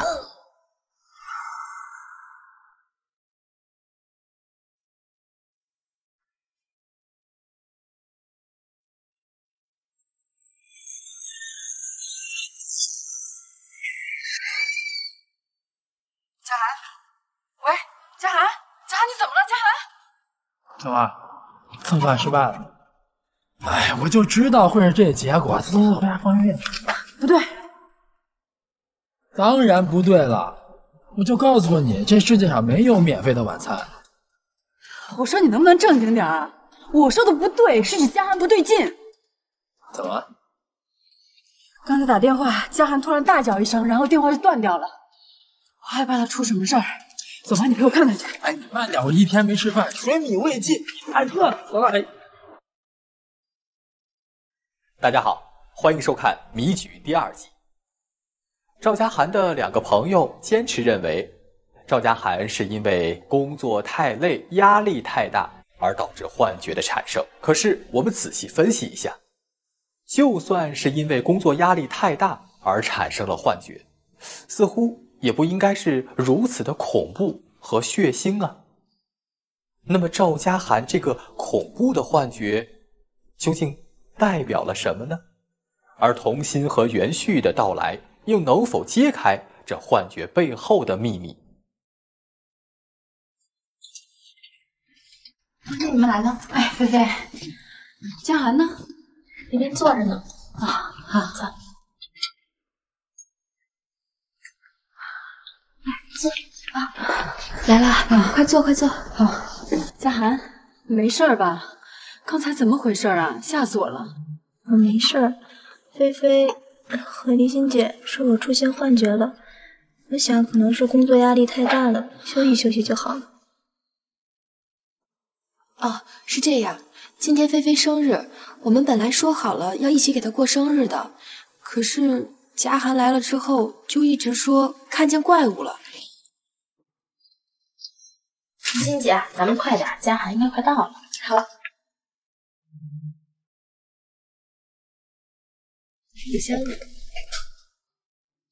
收佳涵。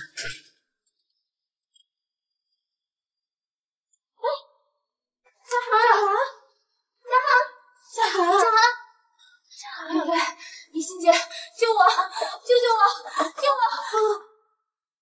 怎么了？佳涵，你别过来，你别过来！啊！别过来！哎，佳涵，佳涵！这么说，佳涵是看见什么可怕的东西了吗？可是我们出去看的时候，并没看见什么东西啊。而且我跟佳涵认识这么长时间，佳涵刚才看我的眼神是特别的害怕。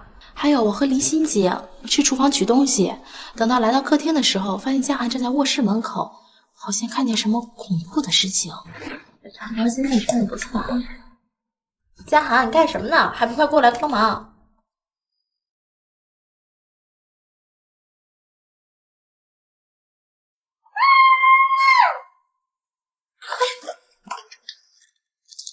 佳涵，佳涵，难道佳涵真的看见鬼了？世界上哪有什么鬼啊？就是工作压力太大了。我听说佳涵接了一个大的工程，是不是太累了呀？也有可能。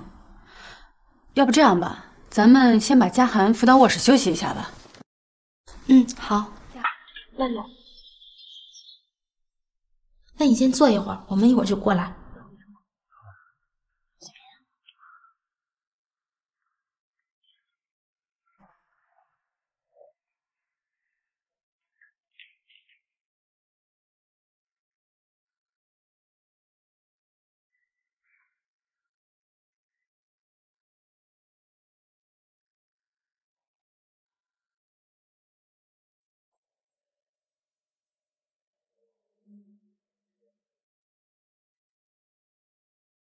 哎，这免费的晚饭咱是蹭不上了。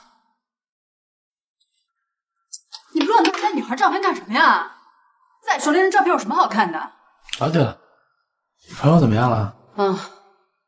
他受了点惊吓，现在已经睡着了，应该没什么大问题了。真是不好意思啊，让你们过来，本来是想让大家聚一聚，吃个饭，热闹热闹的。你看这下，哎呀，没关系了，佳涵没事就好。那要不我俩先走了，佳涵就拜托你们俩了。嗯，不是咱走哪儿去啊？这不是来蹭饭的吗？哎呀，真是不好意思。要不等嘉涵好些之后，我们再聚。真的没事，你别理他，他就这样。太不好意思了。没事。那我就不送你们了啊。好嘞，那我俩先走了。拜拜。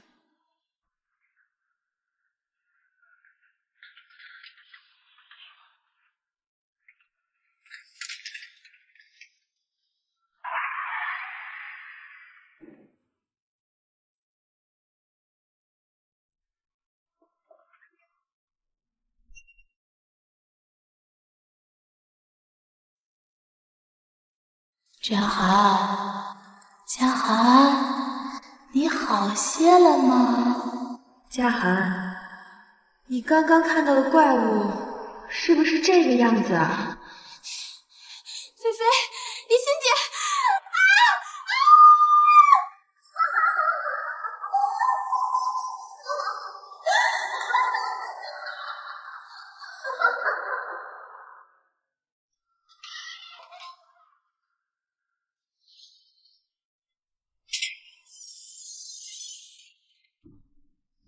哎，我说佟大小姐，我这跟你出去跑了一圈，别说蹭饭了，连个饭味都没闻见，我快让你给饿死了。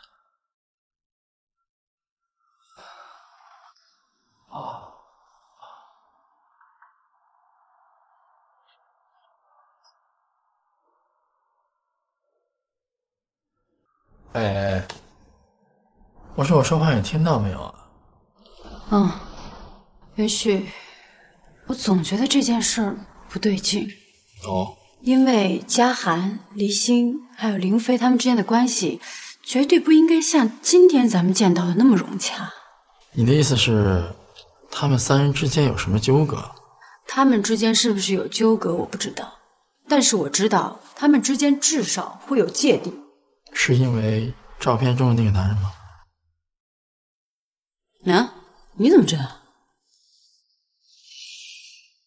在看到那张照片的时候，我发现照片中的三女一男，他们各自的眼神都表示着他们有各自的心事。而我在拿照片的时候，你反映出来的情绪明显是负面的，否则你也不会把照片扣倒在柜子上。你乱动那女孩照片干什么呀？再说那张照片有什么好看的？那么所以，现在你可以给我讲讲关于照片的事情吗？我把照片扣倒是为了帮嘉涵打抱不平。照片中3个女人你都已经见过了，而这个男人名叫陈浩伟，他是嘉涵之前的男朋友。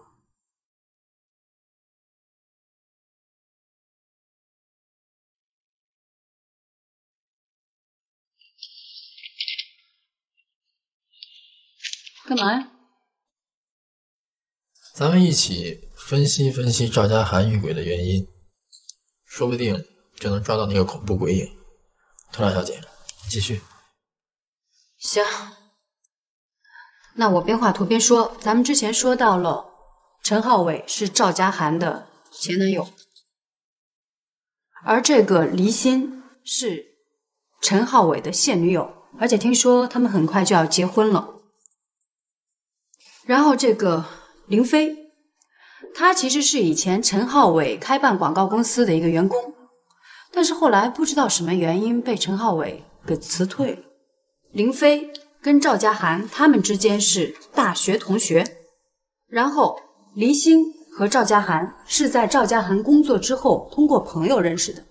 再之后，赵嘉涵带着她的男朋友陈浩伟去参加朋友聚会，黎欣就是在这个朋友聚会上认识的陈浩伟，并且对陈浩伟一见钟情。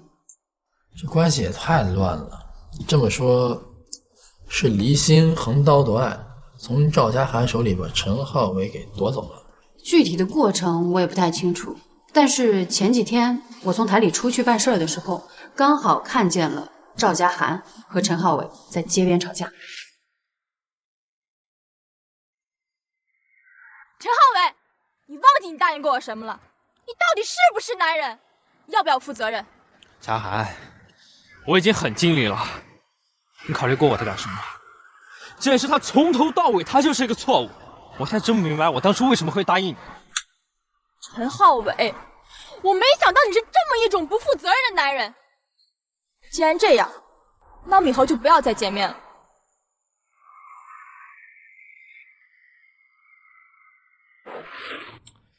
这么说，这个赵家涵对于陈浩伟和离心在一起非常不满意。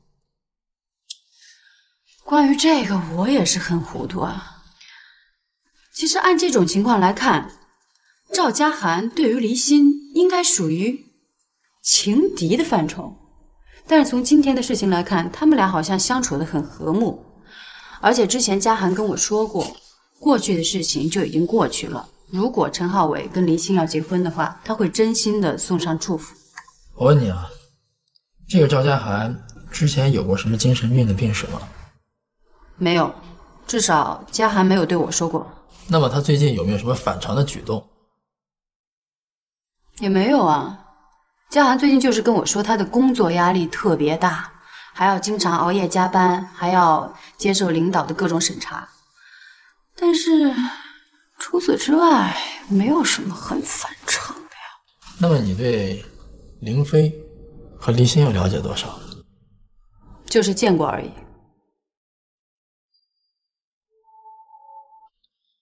行了，时间不早了。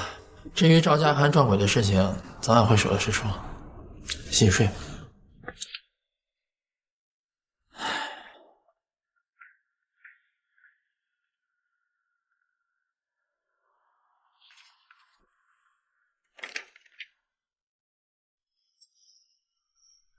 起来啦！一大早你就看手机，看什么呢？新闻呢？肯定有病，大晚上跑马路上去了。哎，前两天我逛街的时候看上一套西服，特别适合你，有空咱们去试试呗。我老家那姑妈给我打电话来着，说是有一个专门治疗鼻炎的偏方，特别管用。哎，方子我都记下来了，过两天有空我去把药抓回来，你试试。还有啊，最近天气啊一直那么凉，你呢能不出差就别出差了。你说你手下那么多员工，你让他们去呗。你一个大老板，负责运筹帷幄就好了。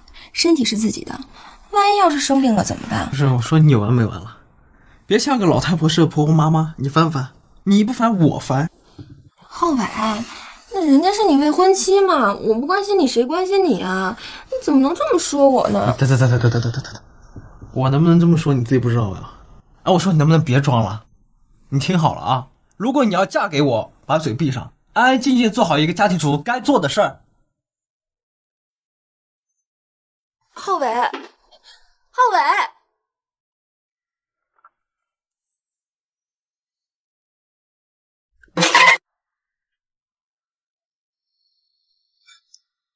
陈浩伟，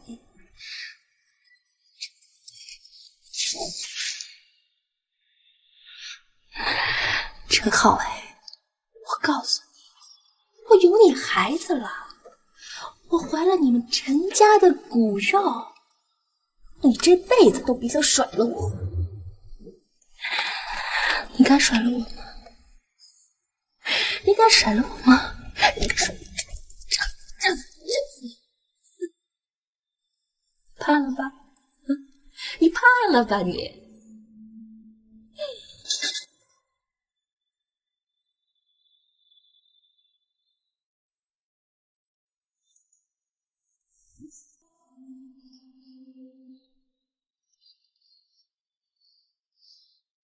我不下地狱谁下地狱？我不下地狱谁下地狱？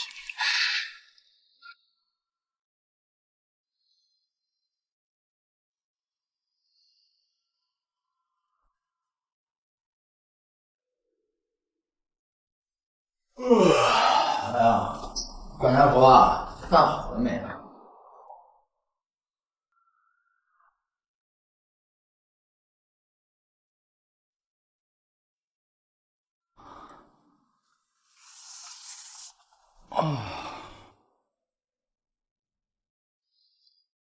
不是吧你，就盯这张图看一晚上？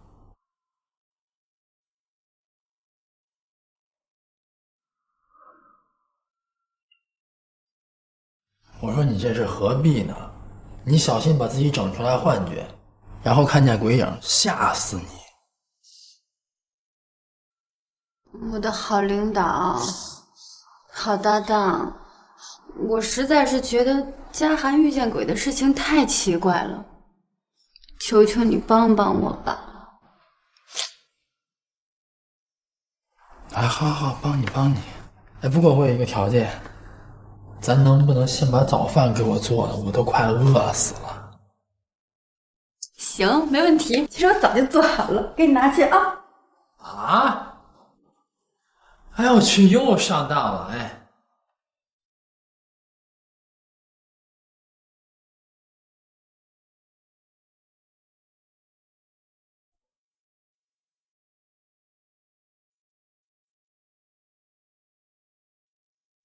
你醒了？医生，我怎么会在这儿啊？你昨晚被车撞伤了，之后被巡警送到了我们医院，好在伤势不算太严重。被车撞伤了？对。我怎么一点都不记得了呢？那是因为你的头部受到了强烈的撞击，暂时性失忆，并且伴有轻微的脑震荡。对了，通知一下你的家属吧，你的医药费还是人家警察垫付的。我父母都在外地，您能帮我给我一个朋友打电话吗？好的。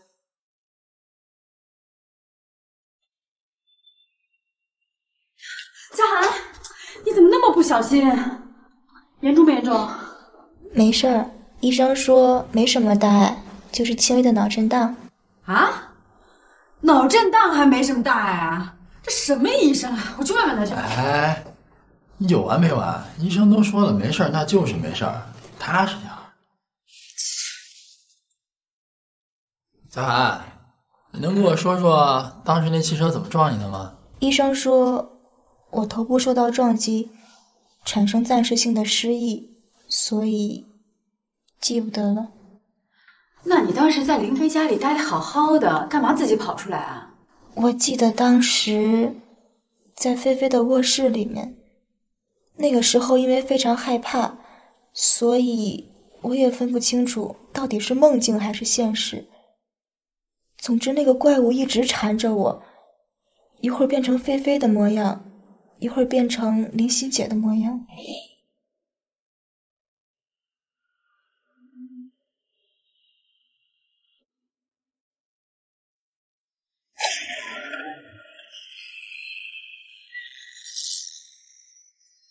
嘉涵，你好些了吗？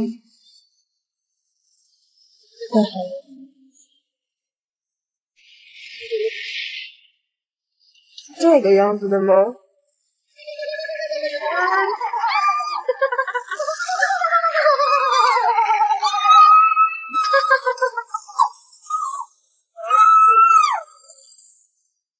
后来我又晕了过去，等我再醒来的时候，发现卧室里根本就没有人。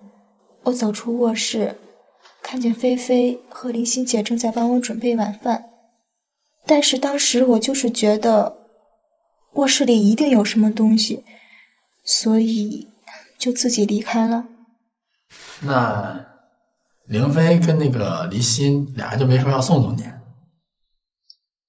他们两个是要送的，但是我觉得菲菲的生日已经给她添了很多麻烦了，所以就拒绝了。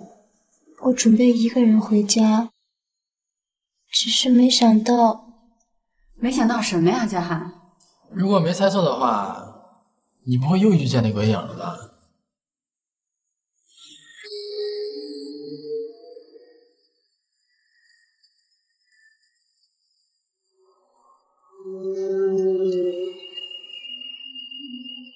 小涵，小涵，小涵。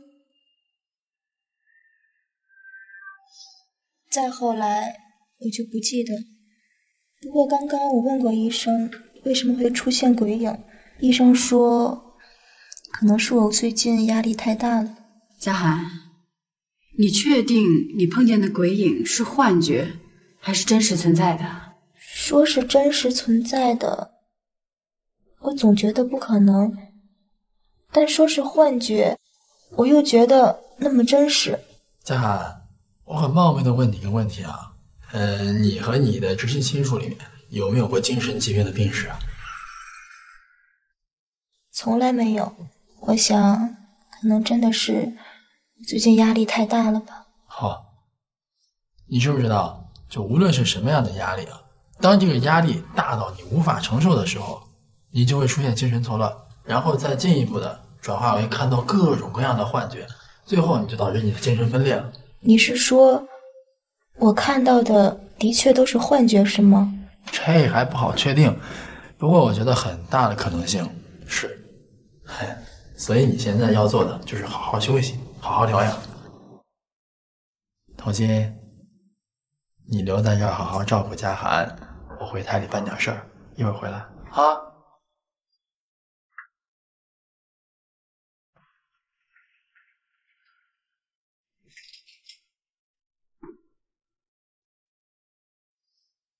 他这人就这样，别搭理他就行啊。怎么了？哦，没什么。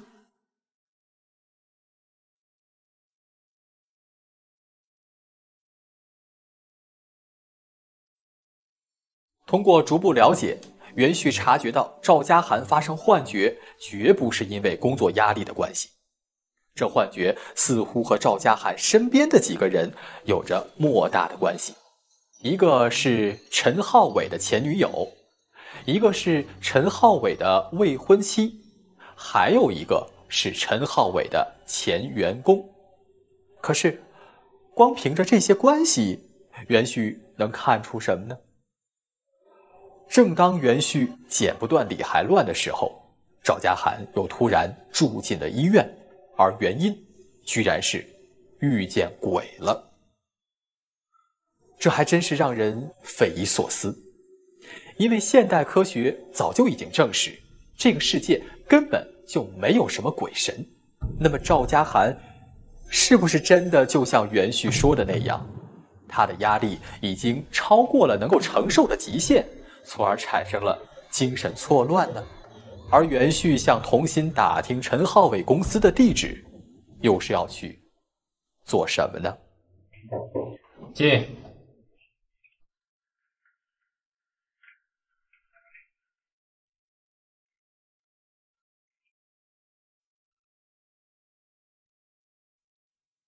你是童心知道吧？那个在电台工作小姑娘。我是童心的朋友。那你找我是？赵佳涵你也知道吧？其实我也算得上是他的朋友。认识，但我不知道你说的这话什么意思。赵佳涵昨晚出车祸，住院了。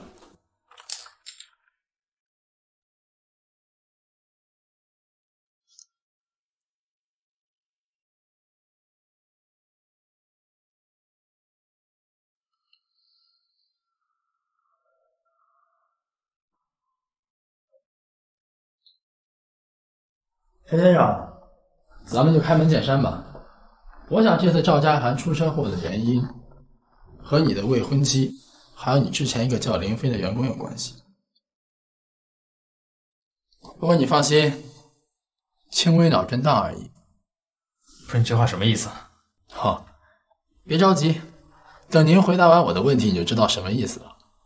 我想知道，当初那个林飞为什么会离开你的公司？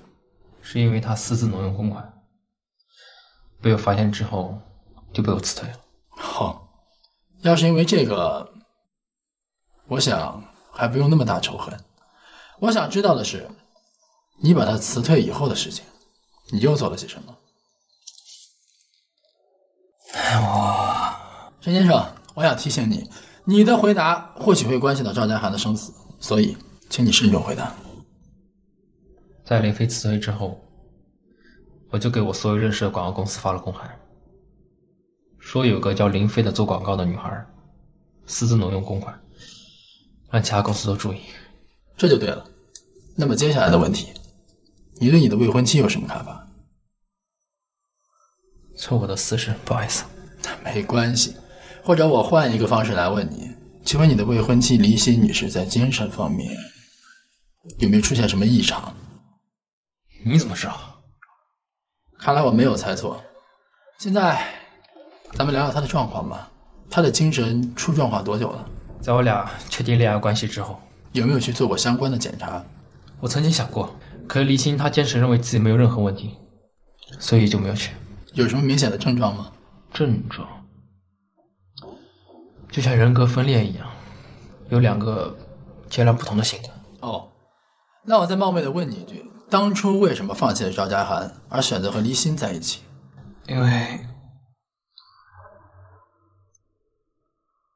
因为我喝醉之后，后来黎欣告诉我，她怀了我的孩子。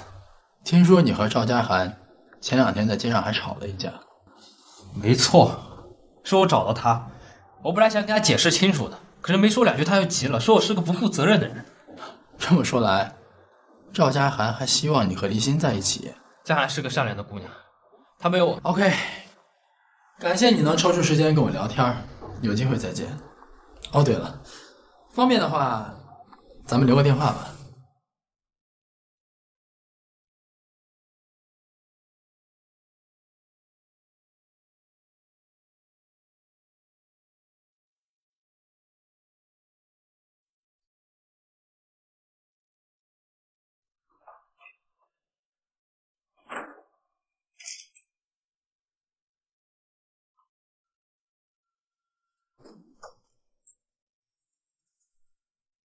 红线，我刚跟医生打听过了，家涵没什么大事儿，休息2天就可以出院了。好，知道了。家涵，你好好休息2天，我来照顾你啊。好。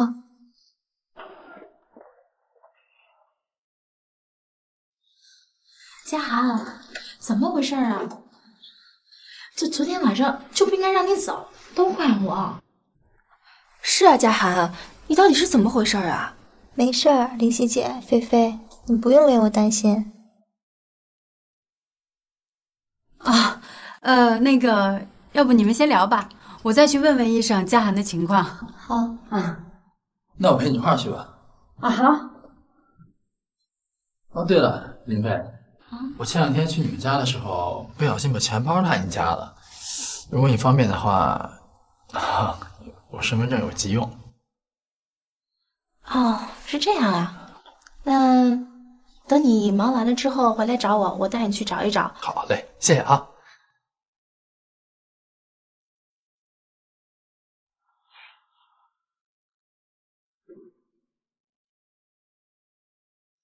干嘛呀？到底神秘兮兮的。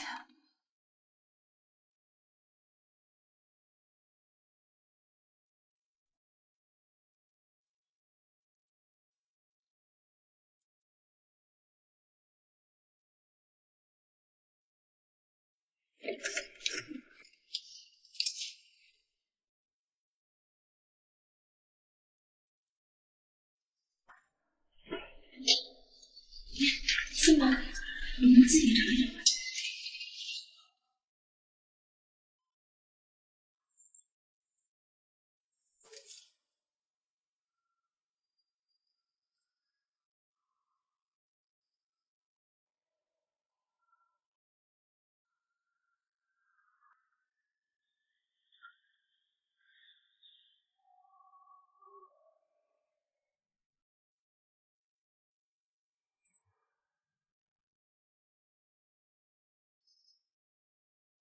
哎呀，你看我这脑子跑哪儿去了？这是。不着急，慢慢找，好好想一想。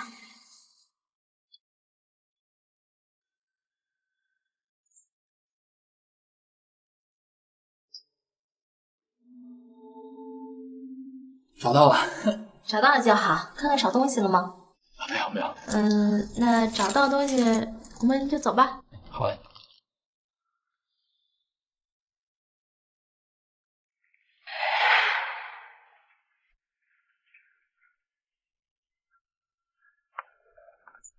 看起来好多了。嗯。你们回来了？钱包找着了吗？哦，找着了，这下心里就踏实了。谢谢你啊，林飞。不客气。李欣姐，要不我们先走吧，让嘉涵好好休息休息。我们明天再来看他也好。嘉涵，你想吃什么？明天我买给你。不用了，林希姐，谢谢啊。那行，我们走了啊。好好休息啊，我们走了。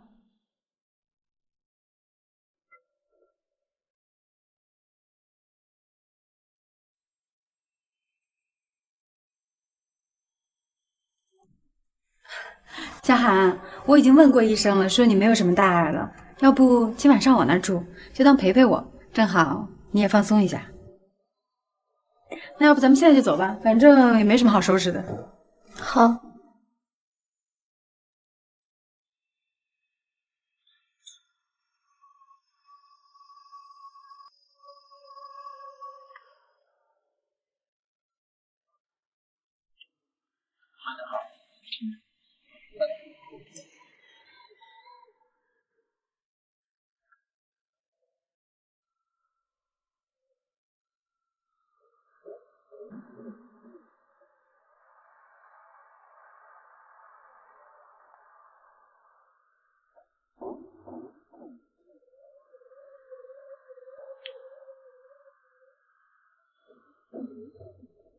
喂，陈先生，如果今晚你有空的话，我想请你看一出捉鬼大戏，不知道你感不感兴趣？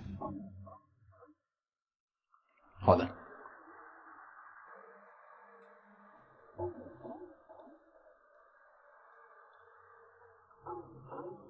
喂，王静，晚上6点前把摄像机送到医院病房来。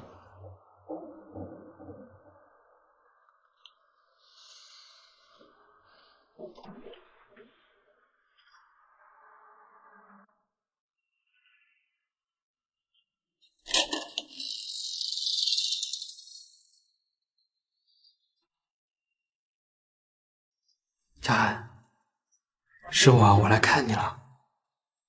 嘉涵，嘉涵，你醒醒，是我是浩伟。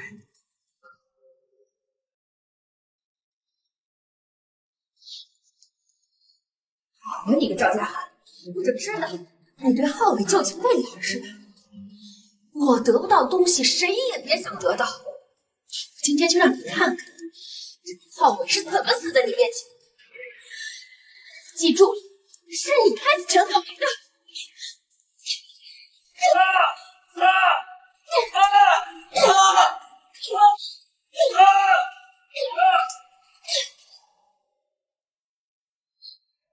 浩伟，你怎么来了？哎呀，我说还好你俩来得早，要不然得憋死我呀！哎呀，这玩意儿音质也挺好，高保真的，连我这个专业人士都给你们骗了。混蛋，你敢骗我！陈先生，这要交给你了。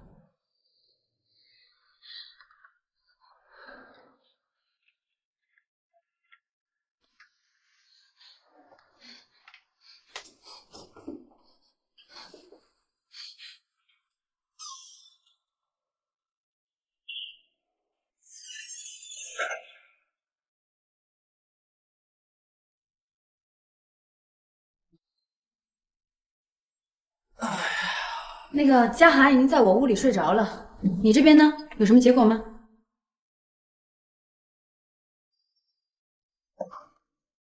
老袁出马，一个顶100。哎呀，行了，你快给我说说，到底怎么回事？哎呀，这个事情是这样的啊。总体来说呢，就是一个精神病想把一个正常人逼成一个精神病，而这个精神病想自己做回正常人。而正好在这个精神病身旁呢，还有一个跟他出谋划策的人，所以两个人一拍即合，导演了一出鬼戏。您说的都是什么跟什么呀？听得我越听越糊涂。哎呀，你这人还真是够笨的。黎心在和陈浩伟谈恋爱之后，由于面对之前嘉涵和陈浩伟的情感压力，所以逐渐患上了轻微的精神分裂。可是，就算你发现黎心患有精神疾病，可是这跟嘉涵遇到鬼有什么关系啊？当然，其实嘉涵遇到这些鬼影都是真实存在的，只不过是黎心和林飞装出来的，因为他们平时就知道嘉涵非常胆小。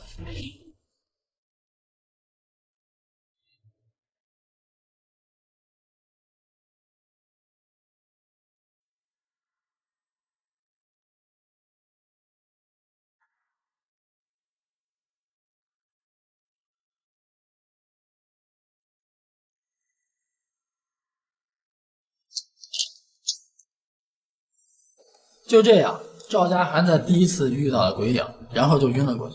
等他醒来之后，黎心和林飞两个人已经换好了衣服，所以任凭赵嘉涵怎样都觉得很真实，但是他们都是可以推得干干净净，然后再拿工作压力当借口，而善良的赵嘉涵也就真的以为自己出现了幻觉。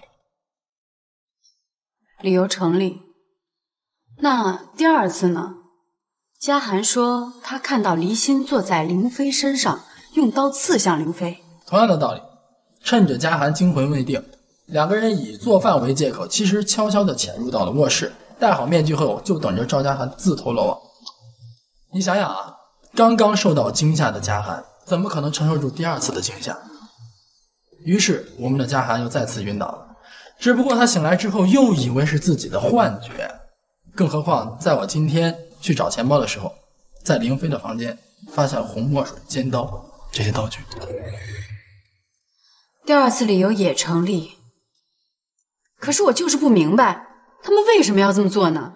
问到点子上了。黎心之所以会这样做，是因为他知道嘉涵在陈浩伟心中的地位，而黎心害怕失去陈浩伟，这日积月累的就成为了心病，导致黎心的性格越来越偏激。而当陈浩伟告诉他他在精神上可能存在疾病的时候，黎心更加认为这是陈浩伟为了找到一个甩掉他的借口而说出来的。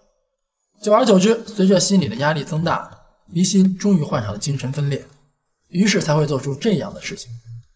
而黎心的最终目的，也就是把嘉涵逼成神经病，因为只有这样，他才觉得自己在情感上的危机才能真正的结束。那凌飞呢？凌飞有什么理由去害嘉涵啊？因为凌飞曾经私自挪用陈浩伟公司的公款而被陈浩伟开除，之后陈浩伟还通知其他公司不要录用凌飞，所以凌飞为了报仇解恨，一怒之下就和黎心串通一气导演了这么一出鬼戏，为的就是让陈浩伟永远得不到自己想要的东西。哦，我明白了。那这么说的话，嘉涵遇到车祸之前遇见的所谓鬼影也是他们俩设计好的，为的就是进一步刺激嘉涵。孺子可教。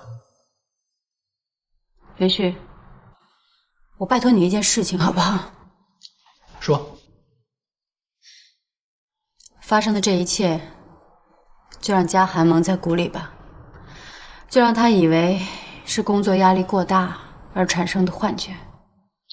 OK。 浩伟，浩伟，浩伟，我知道错了，你原谅我吧，浩伟，我以后再也不会干这种蠢事儿了。浩伟，其实我是骗你的，我根本就没怀上你的孩子。浩伟，浩伟。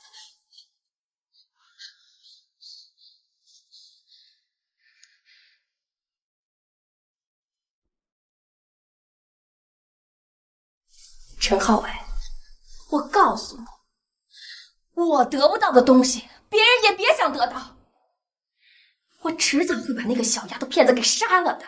哼，求我呀，你求我呀，也许我会考虑放过她一马的。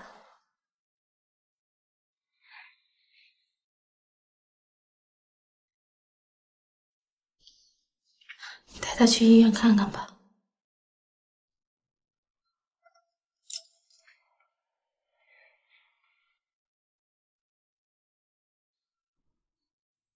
浩伟，浩伟，浩伟，原谅我吧，浩伟，浩伟，我错了，浩伟，浩伟，你原谅我吧，浩伟，浩伟，浩伟。事实再次证明，所谓的鬼影根本就不是什么恶鬼作祟，而是有人所办。其实不管是鬼影还是人影都并不可怕，真正可怕的是人心。看看整个事件里面，离心因为感情产生了仇恨，装成鬼的样子；凌飞因为工作产生了仇恨，成了离心的帮凶。结果呢，离心害人也害了自己，自己变成了现实版的鬼影。我们不仅要问，为什么总能听说扮鬼吓人的事儿？为什么那么多的人愿意借着鬼的名义做着这样那样的事情呢？在科技不发达的时候，我们对鬼神的害怕是源于对大自然的敬畏，而当下人们在欲望面前肆无忌惮、无所顾忌的时候，一个对欲望无尽追求的人，如果不能够及时地控制住自己，那么他就离常人的轨道会越来越远。于是一个比鬼还要可怕的人就这样诞生了。好了，这就是本集的故事，我们下集再见。